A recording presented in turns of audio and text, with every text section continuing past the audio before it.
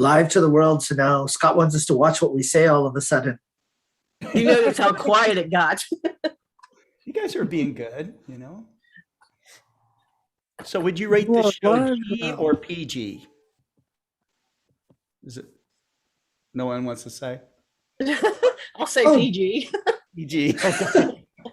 I was going to say G. It's open to all. Everyone gets to join in and have fun. Everybody gets to join in. That's right. Yeah. Actually, wouldn't it have to be rated A? All. E for There's a new rating system then. everyone.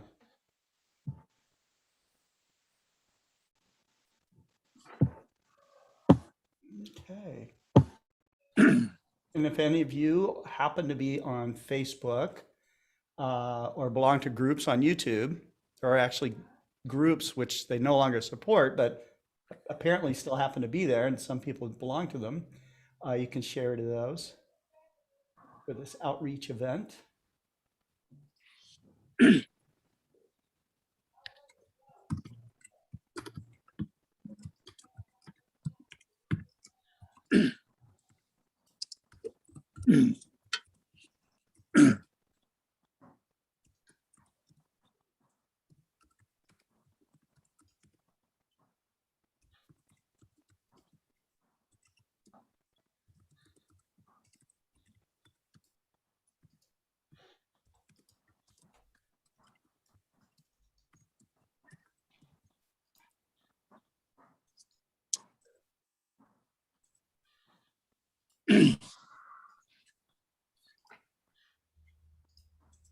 Hey, Chuck.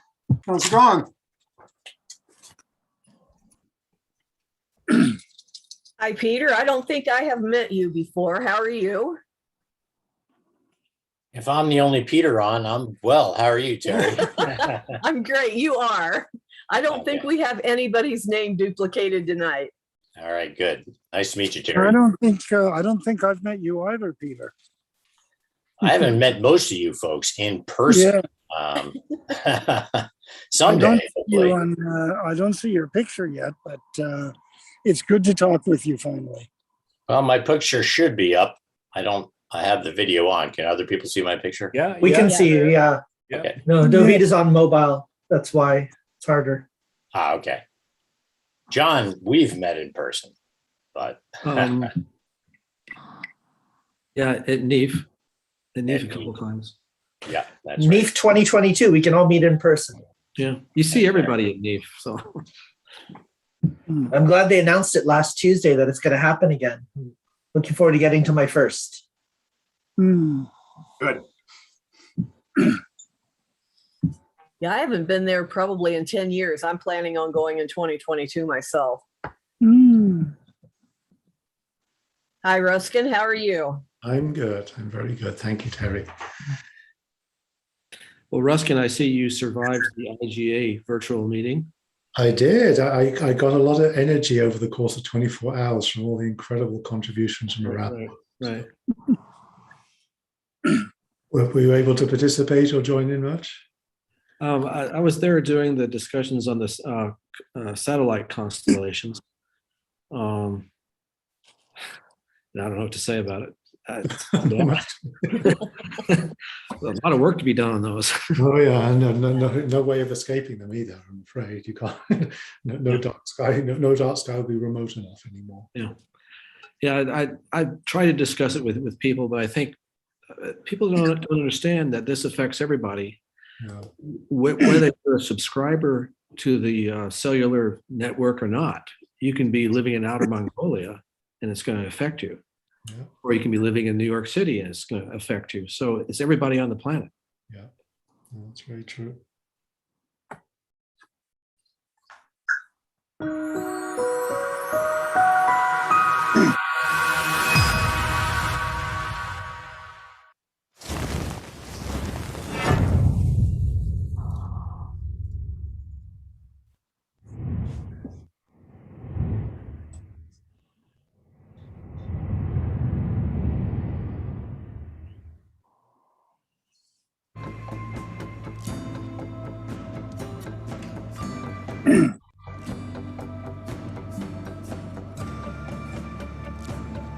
Launching in 2029, the Da Vinci mission, named after Leonardo da Vinci, is designed to address fundamental questions about the origin, evolution, and composition of Venus.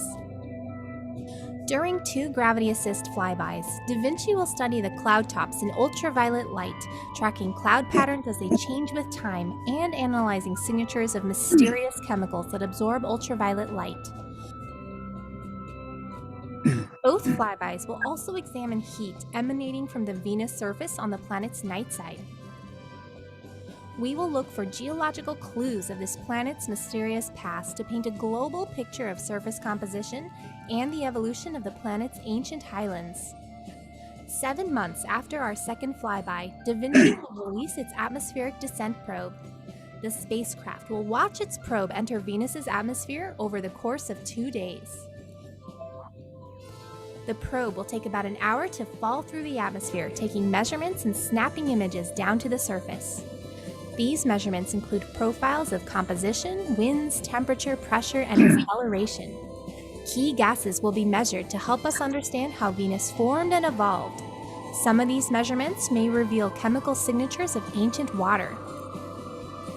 With our suite of measurements, Da Vinci will provide new insights into Venus's atmosphere's complex composition, structure, and chemistry. As the probe nears the surface, its descent camera will capture breathtaking bird's-eye views of the mysterious terrain known as the Alpha Regio Tessera, possibly revealing evidence in the rocks that water once flowed across the Venusian surface. These up-close images of the surface will provide new insights into geologic processes and will help us to understand what it might be like to stand on the Venus surface.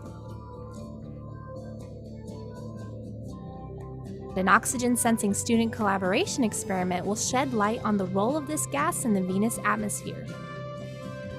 The discoveries that emerge from this diverse dataset will tell us whether Venus was truly habitable, and the story we reveal at Venus will reach even beyond the solar system to analog exoplanets that will be observed with the James Webb Space Telescope.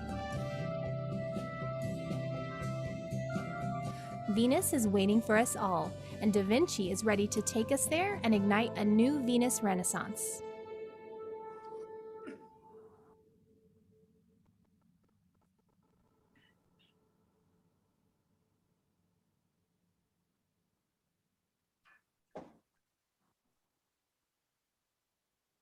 You're muted. I'm muted. Is that better? That's better. It's better. Hello, everyone. I'm Scott Roberts from Explore Scientific and the Explore Alliance, and it gives me great pleasure to introduce the 75th anniversary celebration of the Astronomical League. Joining us tonight is just a huge group of amazing speakers. And all of this is coordinated by the executive staff of the Astronomical League, led by Terry Mann. And Terry, I'm going to bring you on here. Terry is an adventurer. She's an amazing photographer, and she's an incredible astronomer. She has been a big inspiration to thousands of amateur astronomers, a big inspiration to me. She is someone that's always looking for new ways to spread the word about astronomy, to help find support for the Astronomical League. And she is someone that really rolls up her sleeves and gets to work to make it happen. So, Terry, congratulations on celebrating this 75th anniversary. And I'm turning the whole thing over to you. Thank you so much, Scott. And thank you for doing all the background work here. We definitely do appreciate that. What I would like to do right now is, as David Levy is still here, I would like to turn it over to David immediately because I know he's on a time schedule here. Well, thank you so much, Terry and Scott. It's great to be here to help celebrate the 75th anniversary of the Astronomical League. And as you can see, the sky here behind me is very clear. It's beautiful. It is going to be clear because the US Congress has just passed a law saying that it has to be clear, at least over my place, Thursday night for the eclipse. And I'm certainly hoping to see that. It'll be, I think, my 94th or 93rd eclipse that I've seen over my life, ranging from penumbral lunar eclipses all the way back to total solar eclipses. Anyway, and I'm looking forward to that very much. I never met the founder of the Astronomical League, Harlow Shapley, but I did meet his friend Bart Bach, and I got to know Bart very, very well. In fact, one of the books I've written is his biography, The Man Who Sold the Milky Way. In 1963, I got a letter from the then editor of Sky and Telescope, Charles Federer. I had sent a picture of two telescopes that I had mounted on top of each other, thinking that they might be interested in them. It turned out they were not, but I got a wonderful letter from Charles Federer, and then another one after that from Robert Cox. At the time, I was living at the Jewish National Home for Asthmatic Children in Denver. And I was a member of the Denver Junior Astronomical Society. I'm proud to announce right now that the Denver Junior Group has restarted as a part of the Denver Astronomical Society. We're going to have a meeting at the end of November. Let me know if you're interested in attending, and I can arrange to send you the link for that. Recently, the board of the Tucson Amateur Astronomy Association has voted to establish a Tucson Junior Amateur Astronomy Association that will be meeting at the same time as the Denver group. And I am now happy to announce that the Astronomical League is interested perhaps in establishing a section called the Junior Astronomical League. That is going to be something that we're going to be able to enjoy. And I'm hoping that we'll be able to do that. I now will do my welcoming quotation. It has to be done from memory since I'm not at home right now. And I'm going to quote from a poem that I fell in love with at Queen's University when I was a graduate student there. Gerard Manley Hopkins is a very difficult poet to understand. And those of you who have read Hopkins know how hard his rhyme scheme is, except this poem that he wrote when he was an undergraduate. And it goes like this. I am like a slip of comet, scarce worth discovery, at some corner seen bridging the slender difference of two stars, come out of space or suddenly engendered by heavy elements, for no one knows.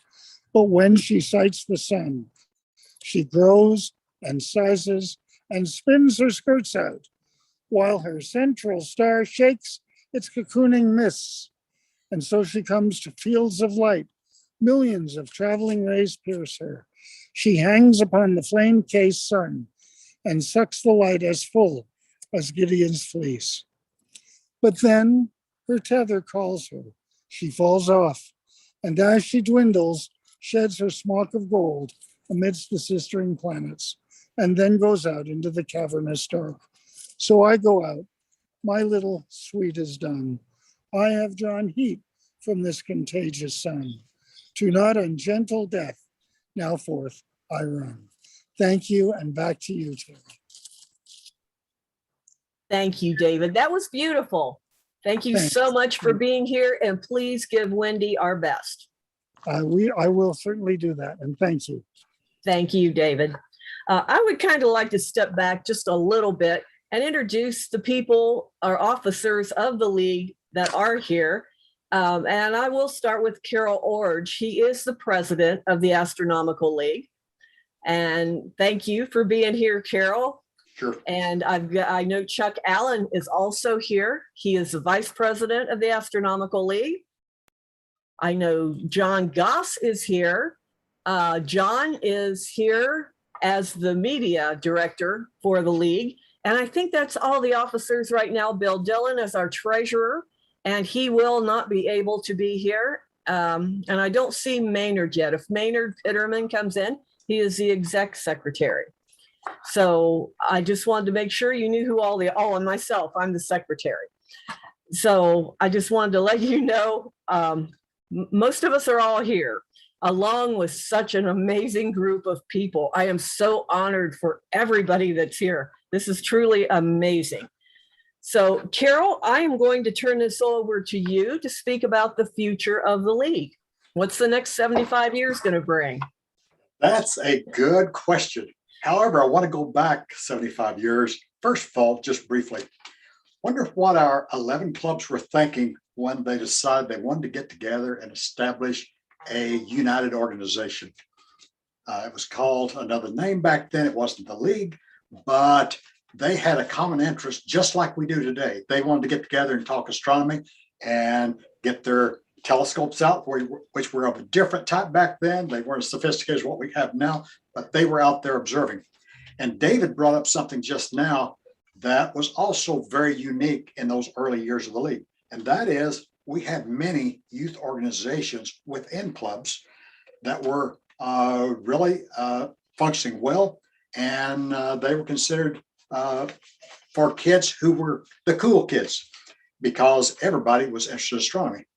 And it's so amazing. We've gone full circle. I know in recent years, the League has had problems with getting youth in the League, as have many other organizations for that matter.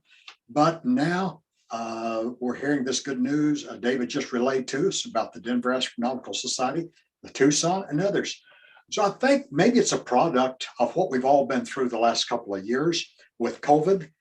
We know that interest in astronomy has dramatically increased, and the vendors are having very good years. And so I'm thinking maybe the two are connected, because people are longing for something they can hang on to instead of all this craziness we've got going on. So I think that's a positive sign for our organization. I wonder if our 11 founding clubs back then had any idea we would grow to over 300 clubs across the country and almost 21,000 members. Probably not, but that's where we are today. Wonder if they realized that at some point the organization back in those fledgling years would grow to have award programs for up to probably 80 different interests in the Astronomical League. I doubt that they did, but they had the vision to set the groundwork, and that's the important thing. Over the years leading up, we've had collaborations with many different groups, some of which are represented here, including IOTA, ALPO, and many other groups, ASP, RASC in recent years, and AAVSO. Also, Sky and Telescope Magazine, Astronomy Magazine. So we've had a ton of alliances, and we hope to improve those alliances in the future. We have some mutually, we have a mutual interest, of course. We got a taste this last convention, which was virtual, and thanks to Scott for continuing his excellent technical work behind the scenes. It's been very helpful in us expanding our reach with all the virtual activity we have going on. Our Alcon 2021, which was virtual this year, we had an opportunity to have multiple international speakers, and that's something we will be building on. I don't think we're going to put that back in the bottle, and we shouldn't put it back in the bottle, because that many things came together at a very good time, and I see that being a great part of what we'll be doing going forward. It's a way of getting quality speakers, not only for the Astronomical League, but for the individual organizations under our umbrella across the country. So that's very positive. We are also looking at expanding our educational activities. We have the resources to do that more and more, and we look forward to expanding that as we go on. That gives you just a little thumbnail of where we're going, where we've been, and the in-between. I believe John Goss a little bit later will have a more extensive history of the League, and so we're looking forward to that. Thanks again for tuning in. We appreciate you joining with us to celebrate the 75th anniversary, which happened on this exact day. So back to you, Terry. Thank you, Carol.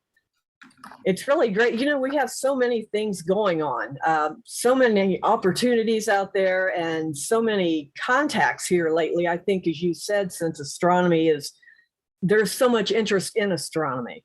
And I think we see that just about everywhere we go, because I know in the Great Lakes region alone, it has grown by 325 members. And if I'm not mistaken, I was told it wasn't from, in my region, it wasn't from more clubs joining. It was from people joining the clubs that were already there. So That is so great.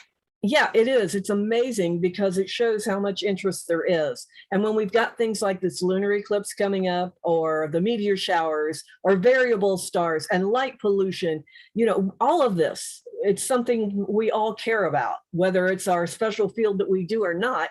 You know, variable stars are amazing. It's very interesting. Light pollution is something that affects everybody everywhere. For whatever reason, you know, you want to think about it. Whether it's, I want to save dark skies, maybe somebody else wants to work on wildlife or health. You know, we all help the same cause.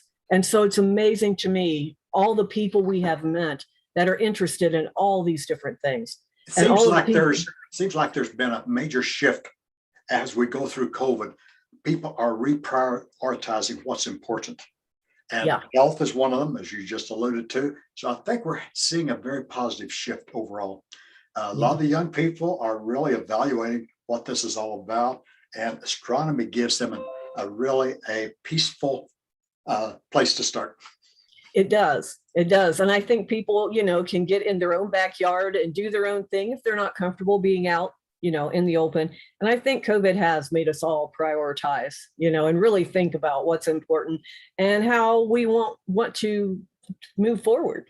You know, there's so many opportunities and so many different things we can do, thanks to people like Scott that have helped us with technology that maybe we wouldn't have had the time, the money, or whatever to put in. We were able to immediately, you know, grasp onto this with Scott's help. And that has been a tremendous help for the league. So, Thank you. Really has. yeah. Well, thank you, Scott. Okay. Bright red behind this screen. So I'm looking at that big telescope behind you. I think what I want to do now, I'm going to go ahead and ask the 3 questions for the door prizes. I'm going to go ahead and talk while I'm sharing my screen as soon as I can. Okay, there we are. As you probably know, that every AL Live that we do, we ask 3 questions and we have door prizes. And with this, it's not like the Global Star Party. When we do this, we need the answers in almost as quickly as you can get, because we are going to award the door prizes tonight.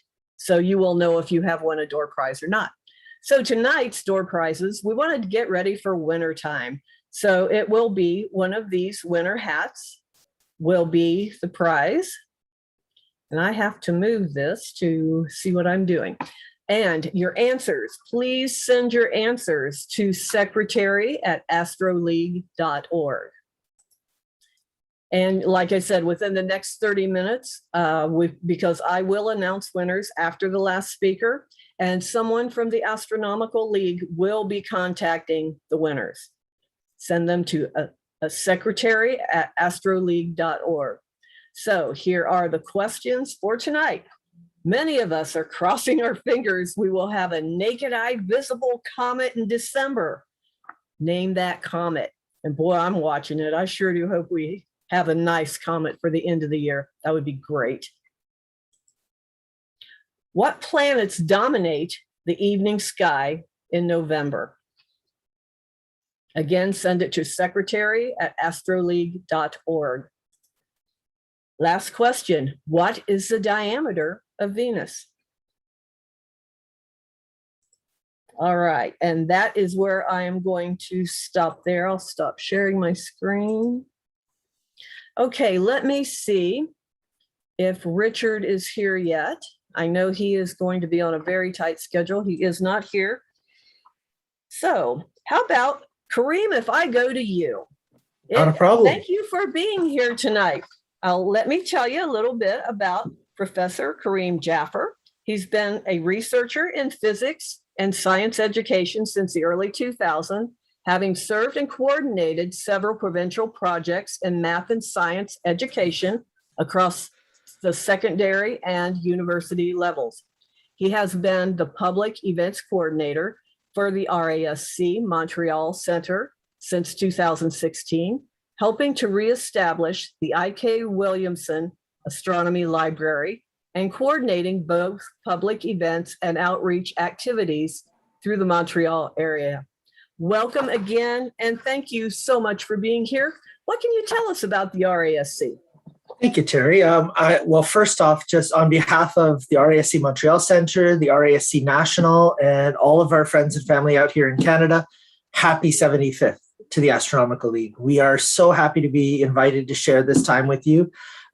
As Terry and Chuck and Scott and Carol and others know, I've had the opportunity these last few months to actually participate in a lot of Astronomical League events. And on a personal note, I am now a member of the Astronomical League. I'm now a member of the Lowbrows in Michigan. And Adrian Bradley convinced me, and I said, absolutely, I want to be a part of the Astronomical League. And I'd like to be part of one of the clubs there so that I get the full experience from that side of the border as well. And this is the thing is, Carol mentioned this, we share the same passion. We share the same night sky. We share it all across. So one of the things I try to do whenever I'm presenting at a global star party or whenever we're starting one of our public events is I try to share a land and sky acknowledgement for the First Nations.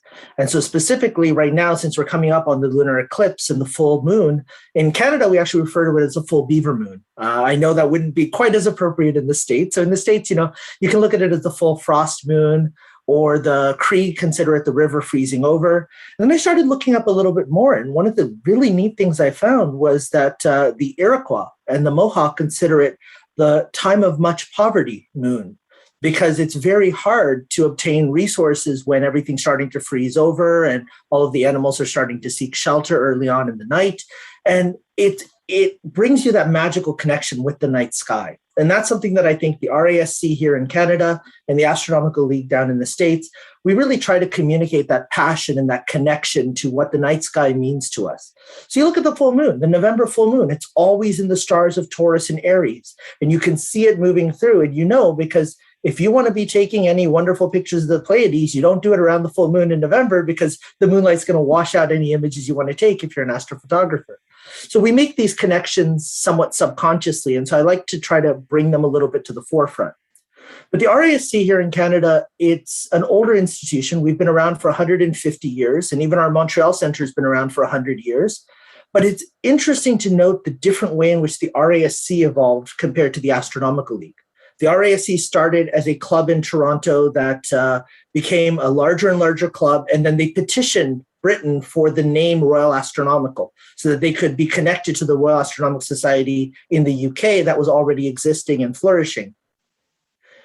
It was one center, one club, that then began to branch out and spur on clubs in other major cities in Canada to the point where now we have 29 centers across the country, around 5,100 individuals as members of the RASC.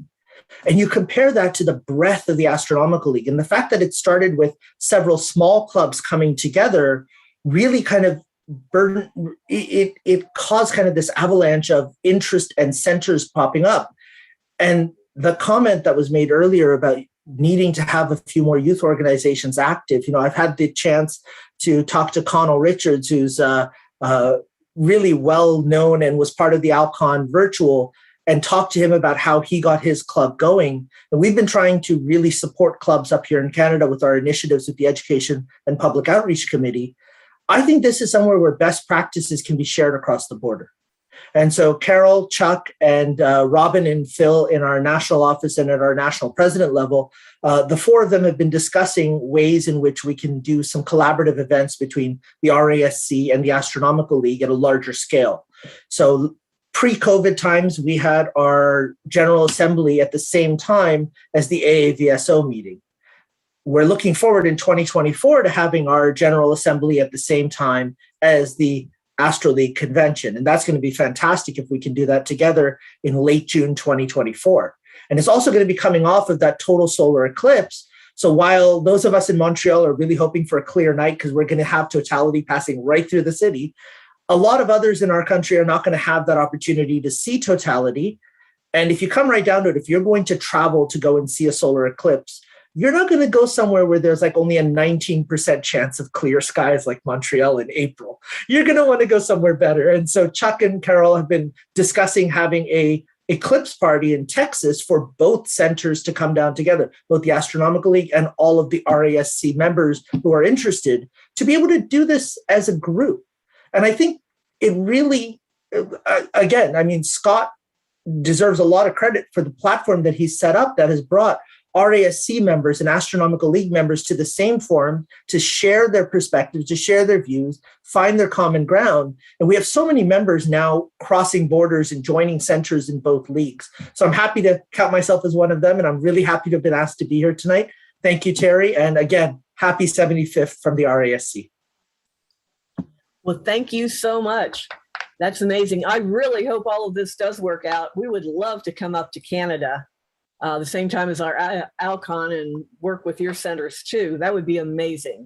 Well, you've made the mistake now of giving me your cell number, so there's no way this isn't going to work out. That is not a problem. Not a problem at all. I think it will be so much fun. I'd love to see an eclipse group down in Texas, because I'm like you, I'm in Ohio. I don't trust Ohio skies to be clear. Well, the minute I brought this up to my daughter, she looks at me, she goes, so we're going there, right? We're not staying here. And I said, well, no, I mean, I'm public events coordinator. I'm going to have to be here. And she said, okay, but make me the promise that a week before we're going to check the forecast. And if the forecast looks iffy, you're going to start coughing a little bit and pretending you're sick, and we're crossing the border. And I said, okay, we'll keep that in mind. Yeah, that sounds like a great plan. So, all right, let me see again. Let me do another quick check here. Thank you so much, Kareem. That was amazing. Okay, I don't see him yet. How about John Goss? Let's go to you. I know, there you are. How about if you go ahead and speak or do a little bit about the league history, and Chuck Allen, definitely join in. Anything you want to add, and Carol, anybody who wants to add anything. And this is John Goss, our media director. All right. Well, thank you, Terry. Yeah, the 75th anniversary really prompts us all to go back and look at the early years of the Astronomical League and how it got started and such. I was thinking of making a kind of a history presentation starting from the very beginning, and I am. But I'm chopping it up a little bit because we could spend an hour and a half here talking about the Astronomical League. And I know, if you recall back in history classes in school, there were a lot of dates and time and places and people to memorize, and some of that gets kind of tedious. So I'm going to go through some of that pretty quickly. But I'm going to emphasize something, and there's something I want to reveal. It's a secret. It's a secret of the Astronomical League, and so I want to tell you all tonight in a little bit what it is. But since it's a secret, I don't want you telling anybody about it. It's just for this group here. I don't want it out there because it's top secret.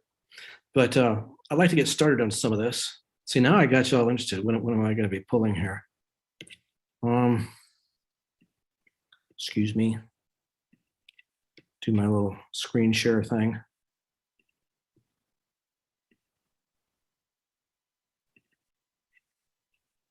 Alrighty.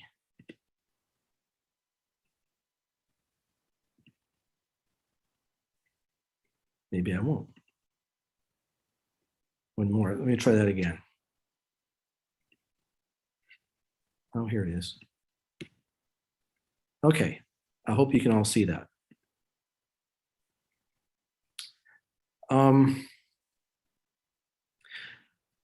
It took a while to come up with a name for this talk.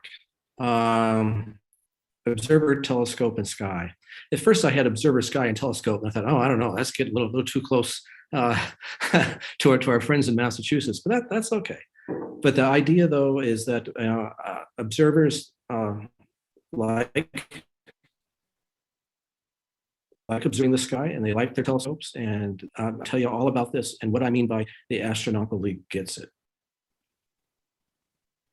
let's start out 75 years ago. There was a group called the Amateur Astronomers League of America, and that became the Astronomical League. You know, that's kind of a bulky name, so they chopped it off and made it a little bit easier to say. And that was in 1946. But actually, all this began much earlier, before World War II started. There were a number of people who wanted to get the league going together. Charles Federer and Harlow Shapley, probably a number of other people who I really don't know. They got together and made up a Articles Confederation type deal, which is what you see in front of you. Now, this is something that Kelly Beatty gave to me, I'd say about 6-7 years ago at NEAF. He had some reprints made from this from the early Sky and Telescope magazines, so I've kept it. I think it's pretty much of a collector's item. But the league started out, you know, we had like 10, 11 clubs. Then, so what was going on with the league? Why was it in existence? Well, one of the things they first started doing was try to get better communication. So as you can see, the Astronomical League Bulletin, this is the first one, way back when, 1949. And what it's made, this is just a 2-page mimeographed bulletin. I'm not going to describe what a mimeograph is, because I'm pretty sure all you people know, all the people here know, but the younger people consider yourselves lucky that you don't know. But anyway, mimeograph to all the members of the league. And at that time, it was probably in 1949, it was probably around 2,000 members or so. League statistics back in 1952, I think is what this is from. There were 3,600 people, so it was growing. Well, but why belong to the Astronomical League? What was the big deal about it? You know, people didn't. Times were a little bit different then. Talking to people and reading the old reflectors and bulletins about what people were up to, it really occurred to me, as Carol Lord's kind of touched on this, that people today are really kind of doing the same things they were back in the 1950s, late 40s, 1960s, and so on. We're kind of the same people. Of course, we have much different equipment. Our skies are a little bit different. Our technology, our knowledge is much more advanced, but we all like going out and doing some observing, getting out under the stars.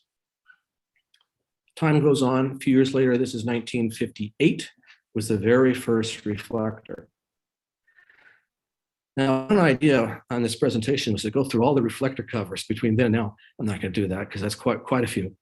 But compare this. This is like, I think it was about an 8-page mimeographed again publication sent to all the members, 1958.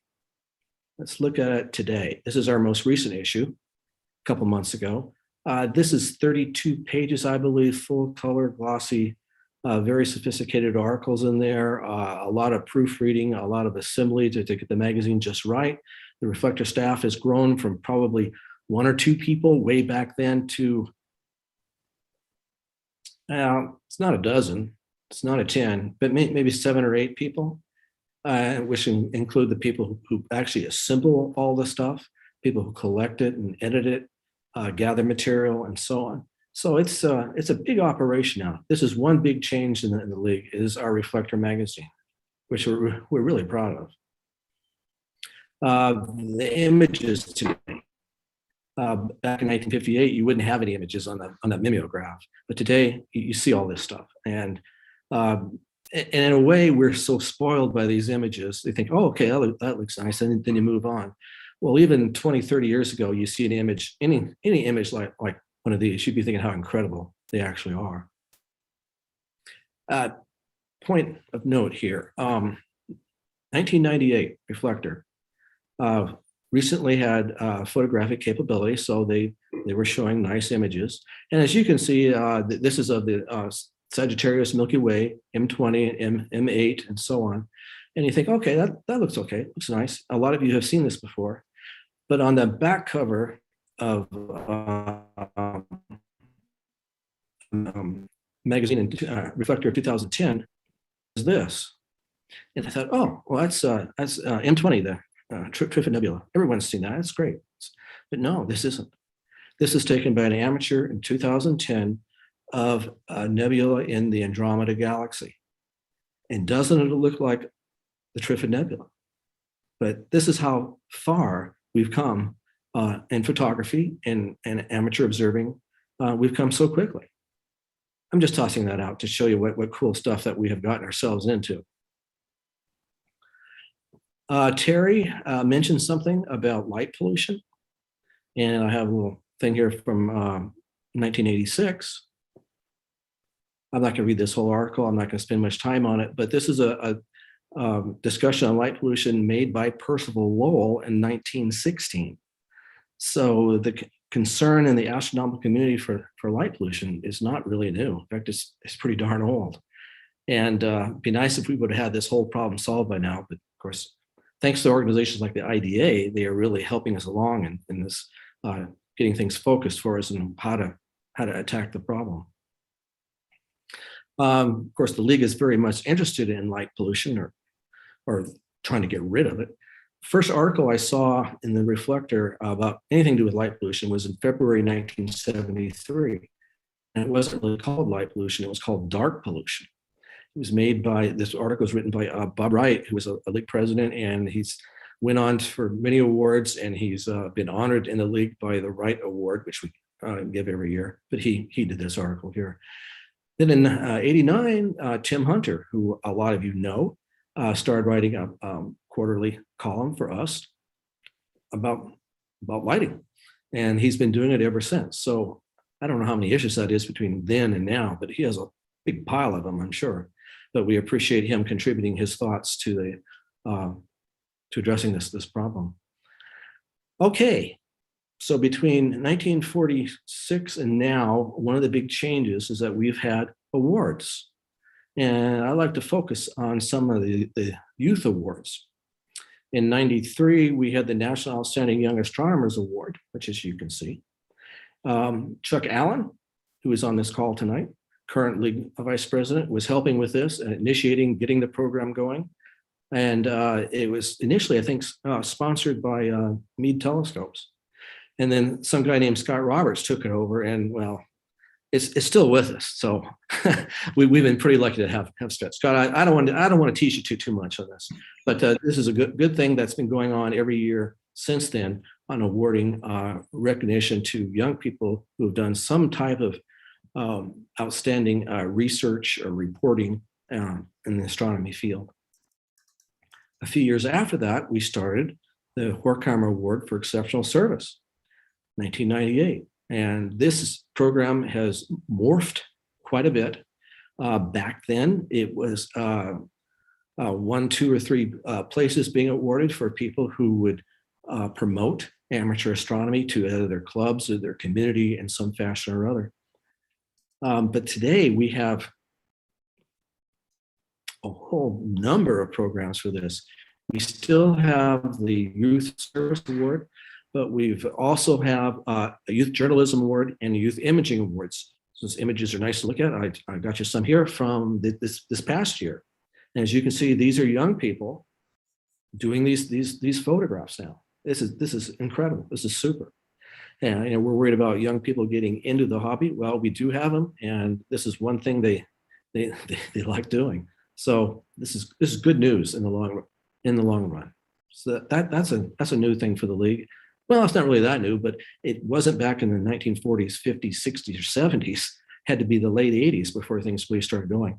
The League also offers now a sales operation in which we have League branded stuff, hats and shirts, and we have manuals, observing manuals, and so on. So if you're a member of the League, you've probably seen a lot of this stuff before, but this is all new too. This wasn't back in the 40s, 50s, 60s. I think it started in the 70s and 80s, but that's something that we kept going, and it brings us all together, really.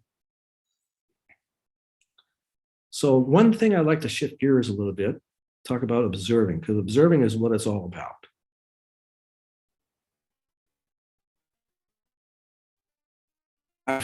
The League is well known for all its observed clubs. We have somebody out there probably knows the exact number. I'll say it's more than 50 different observing clubs on looking at different types of objects in the sky to help you understand them, to help give you a sense of direction and how to do this. Well, the very first one was in 1967. Catherine Delaney, the AAA of Pittsburgh, won the first Messier certificate. Great. Remember, the league started in 1946, so it took 21 years before the first observing club came about. Today, though, if I get this right, in the September reflector, this is page 1 of, I think, 2.5 pages of observing awards. Catherine Delaney had the first one in 1967, and you can see over on the right-hand side, you have the Messier certificates handed out just in September, a whole bunch of them. So these clubs are really popular. They've grown quite a bit. They're something that the league is very much recognized for today. Okay, here we go. The league's secret. I'm not going to tell you quite yet. Uh-oh, oh my God. Okay. You've all been here. What I'm about to say, you've all had this experience, all of you. So there you are with club members perhaps, and you're at a public observing, you got your telescope set up, perhaps you're looking at the moon, perhaps Saturn or Jupiter, like tonight, you got all those objects up there. People like looking at them. So consider who could be in the line waiting to look through your telescope. Well, first thing that comes to mind is you have a young boy or girl, with their parents. They're, the type of kid, they have all types of statistics in their brains, and they're just telling you all about Saturn, how many moons it has, how far away it is, how big it is, how heavy it is, how wide it is. They know all this stuff, and they're telling me this, and they're asking me, and I don't know how many moons Saturn has a whole lot, but they know it right there. So you have these kids who are really excited about astronomy, that they could be in your line. Who else? And on the opposite side, you got your 10, 11, 12-year-old boy or girl really excited about this. Then you have your 15-year-old teenager, kind of acting a little disinterested, but inside they really want to see what's going on, what they can make out in your telescope. So you got that person there. Okay, pretty cool. Next in line, you might have an immigrant family. Maybe they don't speak much English, but they're standing in line and they want to see lunar craters. Okay, great. So they appreciate all the stuff that you tell them. And then you got people carrying motorcycle helmets and wearing leather jackets with dangling chains, and they want to look at Jupiter. Oh, okay. This line has everybody in it. Just line up, look at Jupiter. Now, I know you've all been here and you've seen variations of these people. So you got this crowd, and then they're quickly followed by a teacher, maybe from the local high school, wants to see this stuff. A young couple on a date. Okay. Yeah, it's an early date. Go out and see this stuff. Then you might have, the older person, octogenarian, who's waited all her life for a first view through a telescope. You got all these people. You got the kids. You got the people on dates. You got teachers. You got motorcycle people. You got old people. You got young people. They're all there looking through your telescope. And I know you've all seen this before. So it's really, you'd say it's a microcosm of humanity. I think that's pretty amazing. Now, extend this a little bit further. If you could hear their comments as they walked away after they saw whatever they were going to see, Jupiter, Saturn, whatever. Well, the young boy and girl would probably be pestering their parents to bring them back soon, for next week's session or next month's session, if it's clear. Bring us back. You got to see this, Mom. This is really cool. That the teenager would be speedily texting on how cool Saturn was. Perhaps that person was able to take a picture of the moon with their phone. So they're there to their friends. You won't believe what I just saw. Blah, blah, blah. So you reached somebody that you thought maybe not, but you reached somebody doing that. Okay, you got the family would be really grateful for looking at the moon and seeing craters, seeing mountains, seeing rills and all this other stuff. And they might be expecting what to see, and yet you amazed them. That's pretty cool. And I know you've all seen people like this. The motorcyclists, okay, they're cool. They aren't going to acknowledge too much, but they might be motioning a thumbs up, and you'd be happy to have at least a thumb being put up. That's fine. That's fine to have that. But then you have a doctor, who maybe wanted to look at Mars, and now he's thinking about how small we are in this vast universe. We all think stuff like this are on our own, but these people, this is their first time, or their second time through a telescope. They see this stuff. This is what they're thinking. So here's what I want you to think of carefully. Because of your efforts, these people who you've been showing these sites to have all seen further with their own eyes, and even more importantly, with their own minds. Now, how does that make you feel? You really affected someone's life, I guess in a positive manner. You've expanded their horizons, so to speak, just because you had this telescope out there showing them stuff. Let's move on to something else. This is how I sometimes see my telescope. This isn't really my telescope, but this is how I see it as looking. But my friends really look at it like this. Okay, it's a nice telescope, but it's not observatory. So what does this observing mean to you personally? Well, let's say we've had a string of bad weather, so finally you have a clear night, a clear moonless night. What are you going to look at? Well, remember, I was mentioning some of these Astronomical League clubs, observing clubs. You can look at the lunar club. Well, this is a moonless night. So you look at the planetary club, you look at open cluster club, you look at the globular clusters, galaxies, and so on. Try to find stuff to see. So what do? Well, as this darkness falls, your thoughts become more directed towards the starry realm about what's up there, and you think about what can I look at? So you whip out your favorite map and try to find something you're going to see. So we're going to be looking at M62, I hope, if we can find it. So I find this very, very personal, because for me, what I think is interesting is, okay, I'm looking for M62, but what I'd like is the process for this. And I'm looking at Scott Roberts there off to the side, Scott, with your Explorer Scientific eyepieces and equipment, and how it really feels to put this stuff into the eyepiece barrel. Now, it just slides right in, and you kind of feel it, and then you slowly swivel your telescope up to about where M62 is, or wherever you're going to be looking. That whole process, it's really empowering in a way that you're in control as you're seeing what you're going to see. It's part of a really good, really satisfying experience. So there you are. You sweep the field, M62 comes into view. Victory. Well, voila, you have it in the field. You got a little blurry, grainy M62 in there, and you think, okay, well, that looks pretty cool. But then you start thinking about what you're actually looking at.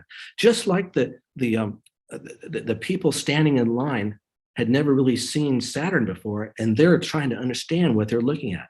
Well, here you are, kind of in their spot, but you're looking at M62. What do you see? Well, you do see a bunch of stars in a blurry, smeared out area, but you know that M62 is very close to the center of our galaxy, like 26,000 light years away.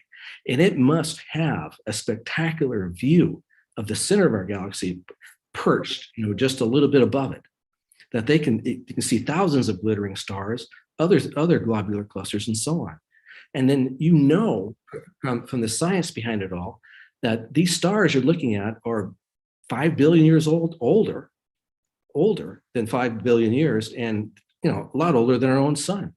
Now that's pretty incredible, just by looking at this on your own, looking in the sky at night. So after knowing all that, after seeing all that, how does that make you feel? You have just had what I like calling the authentic observing experience. You got out there with your telescope, you got out under the clear sky, and you found stuff on your own, trying to understand the universe on your own. I think that's pretty empowering. So the authentic observing experience is personal. It gives satisfaction, peace, and a sense of enlightenment. That's what I found. And I bet you a lot of you have found the same thing. This is what amateur astronomy is all about. So this is the whole secret. This is the whole secret to the Astronomical League.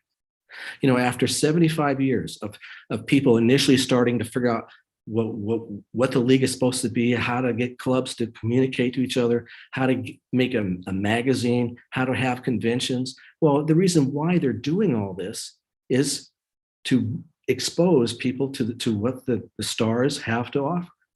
The Astronomical League gets it because the people need to personally experience the wonder, beauty, and mystery of the heavens. All of us. When you're out under the stars, peering through your telescope, that's what you're doing. If you didn't think any of this stuff, you wouldn't be out there doing it. So this is the real secret to the Astronomical League, to make sure that we're an organization that allows people to experience the wonder, beauty, and mystery of the heavens. We've done it. We've gotten better at it, and I'm sure we can get a lot better at it. But I think that is one reason why the league is 75 years old, because it found out that secret. It found out what people wanted. And that is my topic. That is the secret that you all want to know for the Astronomical League. So thank you for that. Any questions? Thank you, John. Yeah, I think you hit it right on the head with all of that. I think we've all seen that, the same people in line. And it's funny, one of the star parties, there was a guy, a huge guy, and he had this teeny little girl, and she was so cute. And we had a refractor set up, and we were looking at the moon. And she wanted to see the moon, and she's way down here, and the telescope's way up there. So he picks her up and puts her up to the eyepiece, and she goes, "Ooh, Daddy, potholes." I about died laughing. I mean, potholes. She saw potholes instead of craters. I mean, and everybody just broke down laughing. But, you know, it's what you see, you know, and yeah, getting out and doing it and enjoying it is part of the secret. So, John, thank you very much. My pleasure. I enjoy putting that together too. Thank you for listening. And I don't see any blank faces up there now. No one signed off quite yet. So thank you for bearing with me. We're good. We're good. Chuck Allen, I think you wanted to chime in a little bit here. Let me unmute. That would help. Thank you, Terry. Sure. I just would like to take a few minutes to recognize the founders of the league and give you a little inkling of exactly how it started. The initial efforts came in the mid-1930s, and I'm going to go ahead and share a screen here if I may. And naturally cannot see. Hang on just one moment, please.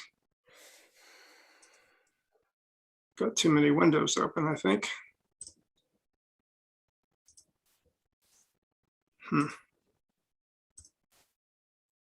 Okay.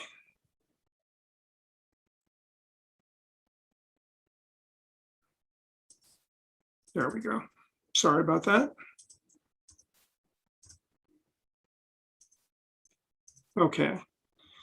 You're looking at two folks here. On the left, Ed Hallbeck, and on the right, Laverne Armfield. And they were members of the Milwaukee Astronomical Society. And in 1935, they decided to try to gather together clubs in the Midwestern United States under the aegis of a single group organization called the American Amateur Astronomical Association. And they did this by creating a newsletter that they ran at their own expense. And during AAVSO meetings, they met with Harlow Shapley, who was a famous astronomer of that era, who was at Harvard College Observatory. Harlow Shapley, of course, is the astronomer who used globular clusters to help determine where we were located in relation to the center of our galaxy, and found out that we weren't near the center of it. The newsletter that they put together failed after a number of years simply because it cost too much to do and it just wasn't practical. So after a few years, that effort came to naught. But the semi-organization that they created lingered. And in 1939, another gentleman by the name of Charles Federer decided to take advantage of the 1939 World's Fair in New York by gathering a group of amateur astronomers together there in the hope of forming, as had Halbach and Armfield, a national organization of amateur astronomers. And this was a 3-week exhibition. And on the last 2 days, it rained rather heavily. And on the second to last day, which was August 19th of 1939, Charles Federer and Harlow Shapley, seen here, sat in a tent and talked about the possibility of putting together a group of amateur astronomers for the country. And Harlow Shapley was extremely interested in this. He was a perspicacious man. He understood that the professional astronomy community was very tiny, could not field the public's need and interest in astronomy, and that amateur astronomers would have to take up the role of education, public education in astronomy.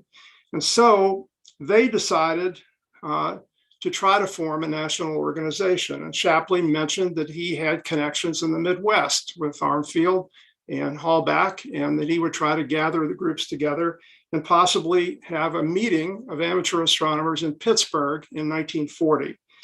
And the following day, August 20th, was the last day of the World's Fair, is when they got together to actually discuss the bare bones construction of a national organization of amateur astronomers to be fleshed out in 1940. And they met in 1940 and began wordsmithing toward forming a constitution, if you will, or a charter for this new organization. Now, during 1941, the group met again at the Willard Hotel in Washington, D.C., and having spent now over 2 years working on the constitution of this organization, they put together the Amateur Astronomers League of America. And Charles Federer, whom you see here, is the first one to call it a league. Now, a little bit later in 1941, Charles Federer, who was working in New York and donating a lot of his time to create the Sky magazine for the Hayden Planetarium, it turned out that the Sky was costing Hayden Planetarium too much money. And so Harlow Shapley invited him to come to Harvard and to help with the Telescope magazine at Harvard College.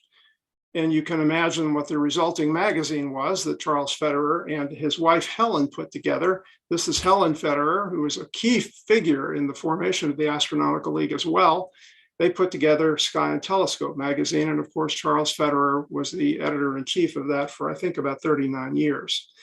Anyway, at the Willard Hotel in DC, they put together a charter. They agreed upon it. And upon receiving 10 society signatures, the Amateur Astronomers League was to pop into existence according to the terms of the charter. Unfortunately, 3 weeks after that convention, or excuse me, in November, they received the 10th signature. But about 3 weeks later, December 7th, 1941, the world changed rather dramatically, as you know. And as a result, nothing happened. The league did not form. It just sort of collapsed under its own weight because of the war. After the war was over, though, Margaret Back, and we'd never have been able to find a picture of her, decided to try to put it back together again. And so she invited all of these groups to gather together at the Cranbrook Institute in Detroit and to reform this group called the Astronomical League. And once again, they met in Detroit and put together this convention. Harlow Shapley was named the interim president of the Astronomical League. And on November 15th, 1946, 75 years ago tonight, the Astronomical Society of Maine, Portland, signed and became the 10th signatory, and the Astronomical League came into existence. The first official convention took place the following year in 1947 in Philadelphia. Ed Halbach was elected the first president of the Astronomical League. And at a time when women suffered, I think, terrible discrimination in organizations and leadership throughout the country, I'm proud to say that the second president of the Astronomical League was Helen Federer, the lady seen here, who was, again, one of the really key figures in both supporting her husband at Sky Telescope magazine, but in the early leadership and formation of the Astronomical League. And I'll pop forward to show you the growth. 31 societies and 1,500 members in 1947 at the first convention, the first official convention of the League. Today, 314 societies and 22,000 members. And Terry, I won't run this any longer, but thank you for giving me a few minutes. I will say that we do have now a written history of the League. It's a project that I've been working on since 1996, a total of about 65 pages, and I'm happy to send it to anyone who wants it. So thank you, Terry. I appreciate the extra time. Well, thank you, Chuck. It's really interesting when you look back at so much of our history. And right now, okay, we're still waiting. I'd like to go to Peter Tyson, and I see Kelly Beatty, I believe, is here, if he's still here. Yeah, how about if you guys kind of follow up, because I know the League had history through Sky and Telescope magazine, because just as Chuck was talking about. So tell us a little bit about that, or tell us what's going on at Sky and Telescope magazine, whatever you'd like to speak about. Sure. Well, Kelly, do you have anything to say, or shall I just jump in? All right. Thank you, Terry. It's great to be here. And I'm going to call this very brief talk, Observer, Sky and Telescope. And thanks, John, for the idea. I'd sing happy birthday, but I have a terrible voice. Basically, I have perfect pitchlessness. And most of you would click that leave meeting button, if not the end meeting for all button. So I'll just say major congratulations to the Astronomical League on reaching 75. We at S&T know the feeling, having just celebrated our 80th. And you can see the little thing down there on this side. And that's with our November issue. Despite the 5-year difference, we essentially got started at the same time, as people have alluded, Chuck and John. In fact, it was that very same meeting, that 1939 World's Fair meeting, where Harlow Shapley suggested that Charlie and Helen come to Cambridge and combine the sky and the telescope. And at that same meeting where, of course, the plan for a National Federation of Amateur Astronomers was floated. Charlie and Helen did move to Cambridge and did combine the two publications. The first issue of Sky and Telescope came off the press in November 1941. There it is. This is a facsimile version. And as has been shown, it contained the tentative bylaws of the Amateur Astronomers League of America, you guys. Charlie introduced those bylaws with a sort of apologetic explanation. He wrote, as a matter of habit, many persons abhor constitutions, bylaws, and all legal sounding affairs. Nevertheless, it is necessary that a fairly sound organization be planned if it is to be permanent, and if difficulties of many kinds are to be avoided in the future. Well-written bylaws, which is hope these will be, can save hours of discussion and indecision in council and convention meetings. I hope Charlie was right, and over the years, you've avoided all the headaches and snarls and vicious debates you might have had without excellent bylaws. Charlie, in the same introduction to the bylaws in S&T, mentioned the Third National Convention of Amateur Astronomers, which had been held at the previous July 1941, and he listed 3 main subjects that attendees had discussed there. Numbers 2 and 3 on that list were membership and publication. Understandable. But do you know what number 1 was? Astrology. Astrology? Yes. Charlie wrote, the provision that one of the purposes of the new organization shall be to provide an active force against astrology was discussed at length.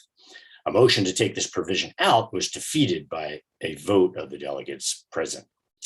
And ever since, both our organizations have happily provided this active force against astrology. So, as I said, our first issue came out in 1941, November, but sadly, as has been noted, the 4th National Convention of Amateur Astronomers was put off for 4 years because of the war. That convention, as has been noted by Chuck and John, was finally held in 1946, and we're celebrating its 75th anniversary tonight. One of the many updates at the 1946 meeting was changing that name, Amateur Astronomers League of America, to simply Amateur Astronomers League, so as not to exclude foreign members. Later, of course, it was shortened further to Astronomical League. And I'd like to suggest that if you feel the need to shorten it again, go with astronomical, because league by itself just kind of sits there.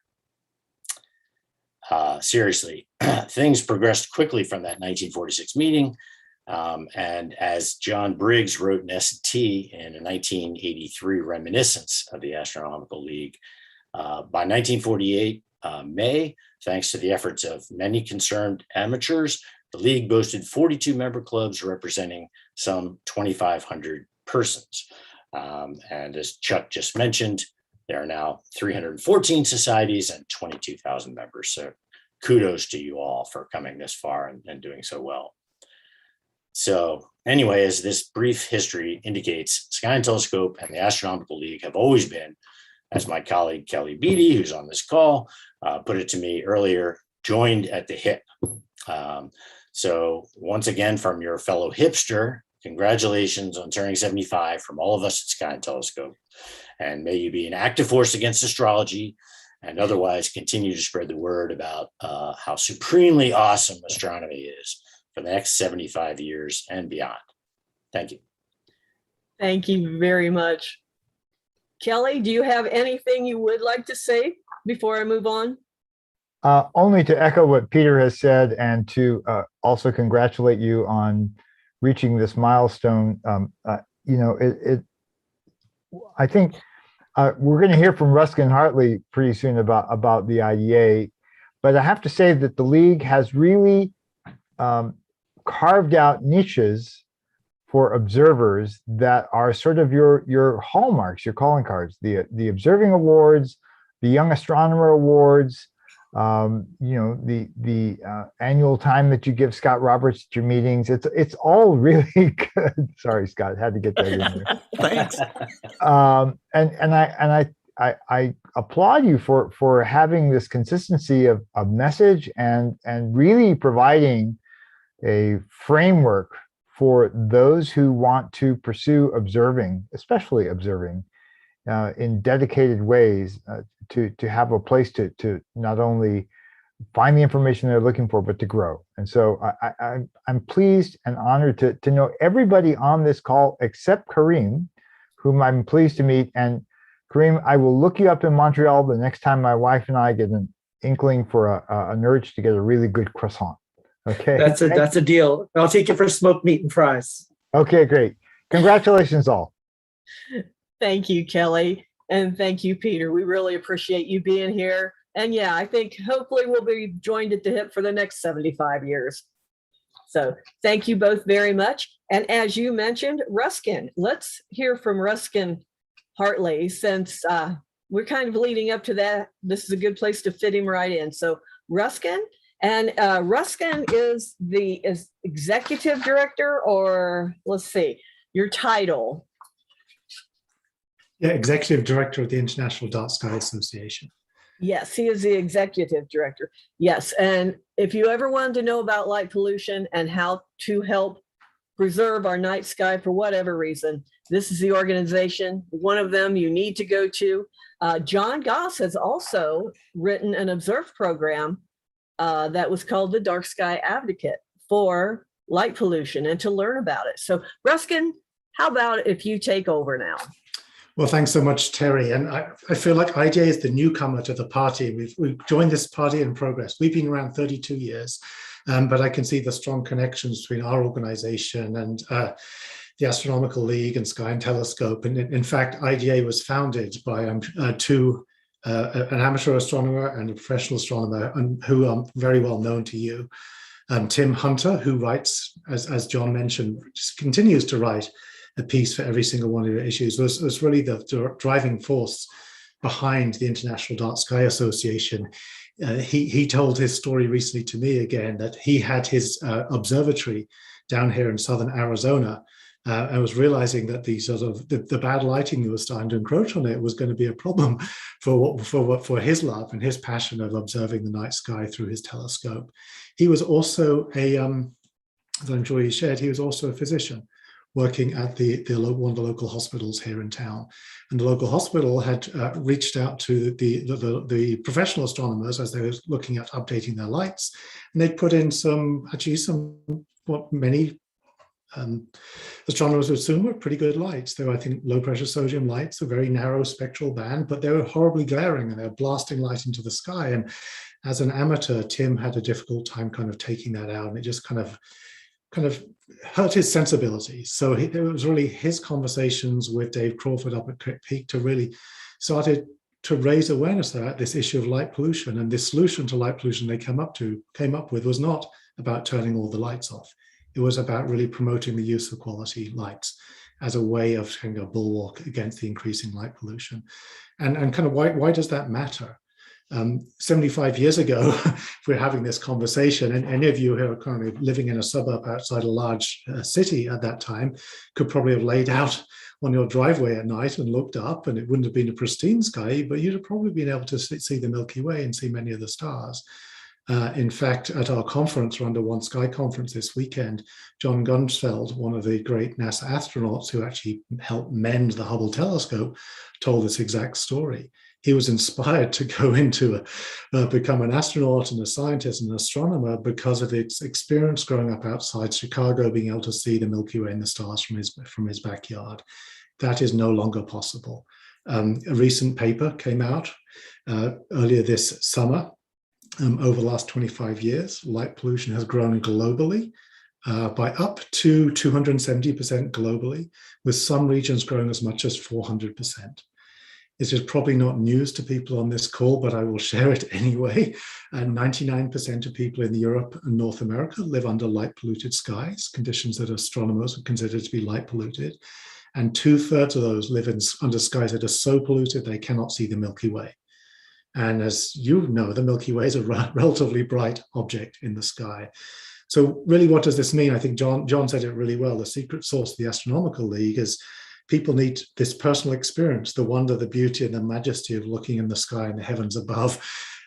The vast majority of people in the world today are lacking that type of access. And I think that is really where you all come in. One of the great hallmarks of the astronomy clubs in this country, and in fact around the world, is you are so incredibly generous as individuals with your time. I know that when people call you and say, hey, can you come out to a star party, or can you come out to a school, or can you come out at night with your telescopes, your first question is, yes, how many people do you need? And all of those eyeballs looking through it are really, really helping inspire the next generation. I'm also here to say, I don't think astronomers are going to solve the light pollution problem for us. That is really clear. The runaway light pollution, as has been mentioned, this really has to be made an issue of public health. It has to be made an issue of wildlife. It has to be made an issue of the runaway climate emergency that we're facing. Wasted light pollution is wasted energy. Wasted energy is contributing directly to the climate change issues going on, whether or not those light sources are efficient or not. So it's really just a symptom of all these issues that we're facing.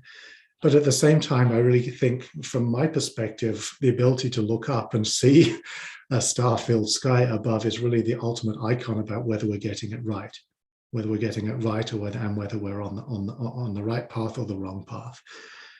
So I think in the last 75 years, we have really lost access to the sky. And I think the challenge and the opportunity for the next 75 years is really to reclaim that.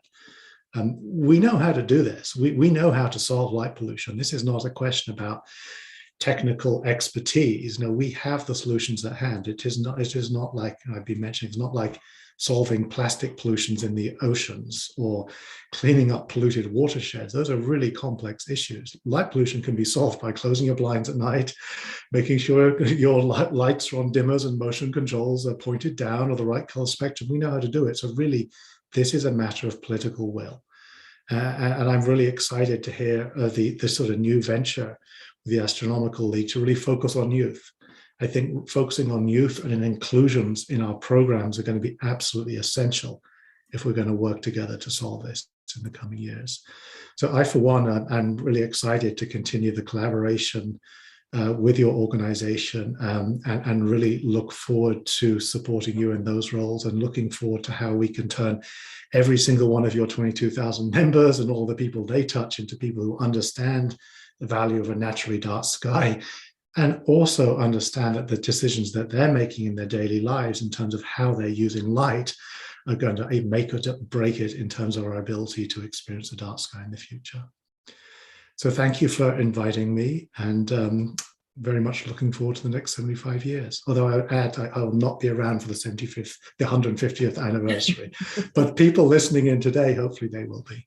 And hopefully they'll say, hey, we're the generation that got it right. Yeah, that's great. Well, thank you so much, Ruskin. I really appreciate that. I know we have so many chapters, we have delegates, there's so many people helping with IDA, with light pollution and educating the public. And I think that's a lot of it right there, is really helping the public understand that there is a solution. It's not this huge problem. We need to educate how to help with that. And, there is an interest. We have set up IDA booths at star parties, and it's amazing to listen to the people come up. And it's also amazing to listen that some people don't understand what light pollution is. They never really put it together. And well, Terry, you mentioned that. I mean, I am the case in point. I am not an amateur astronomer. I'm a conservationist who've enjoyed looking through telescopes for years. And I have worked in conservation for 25 years.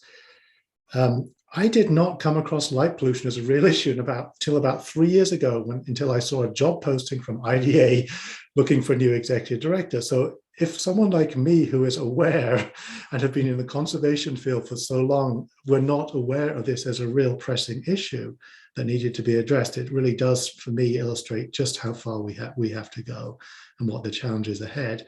The good news is more and more. It was great to flick through your recent reflector and see there's a wonderful story about the main dark sky reserve being established.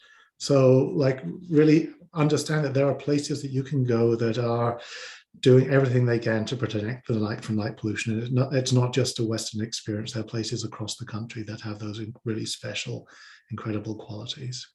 Yeah, and it is incredible to walk into an international dark sky park. I've been to a couple, and people here have been, to dark sky places.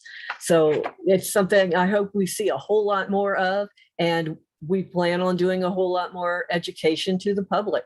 And, and if I can, Terry, if I can just mention one other thing, because I think in terms of the public education awareness is, we're struggling with ground-based light pollution at the moment, but there's a new fast emerging threat which is happening above our skies, and many people will have seen the Starlink and other satellites coming across, and we're at a point where we're moving into the sort of industrialization of space, with projections that there might be as many as 107,000 satellites in low Earth orbit by the end of the decade. And initially, I think a lot of us focused on what that would mean for people imaging the skies or taking photos or observing, like, how do you deal with those streaks? The new studies that are coming out over the last 6 months or so, suggest that there's another issue that's going on behind that. The reflections of light from all those satellites, all those glints and all the dust, are projected to increase the brightness of a naturally dark sky by up to 250% if the worst case scenario plays out. By some estimates, it might already have increased the brightness of a naturally dark sky by up to 10%, which is the limit the CIA and the Astronomical Union established for what qualifies as an intrinsically dark sky. So that's the other issue that we all need to be collectively keeping an eye on. Yes, it's incredible to have a star party and set your watch and point out, here's the International Space Station coming by. As an unusual occurrence, it's a great way of engaging kids. But if we had to have a future, particularly at high latitudes, up in Canada and places where you really never get a dark sky and you'll always have those streaks of satellites going past, we will fundamentally have changed the human experience, not just for observers, but for anyone who cares about the night sky. And we haven't even started to understand what the impact that might be on the ecology of our planet. You know, the birds and the insects, and you know, that do navigate by the stars and navigate by the celestial light. What's the impact on that? Those questions haven't been taken. Yeah, and that's a very interesting point. You know, as we move forward, that's something else we'll put in to our outreach and education to consider and think about. So Ruskin, thank you again. I really appreciate you being here. Thanks so much, Terry. Thanks for the invitation. Sure. Scott, how about if we take about a 10-minute break and we will come back with Stella Kafka from AAVSO to talk with us. And then we're going to go into our talk with Alan Dyer. Okay. All right. Here we go. All right. So let's take a 10-minute.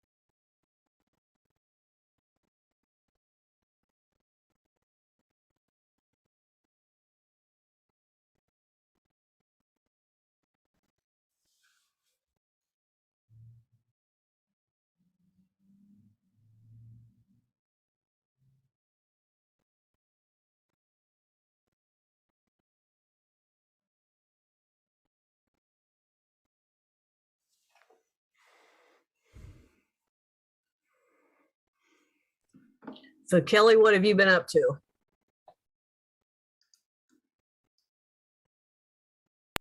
I am 1 week away from leaving for Chile to get on a cruise ship and try to see the total eclipse on December 4th. I forgot I ran into Bob King a couple weeks ago and talking to him about that. That sounds amazing.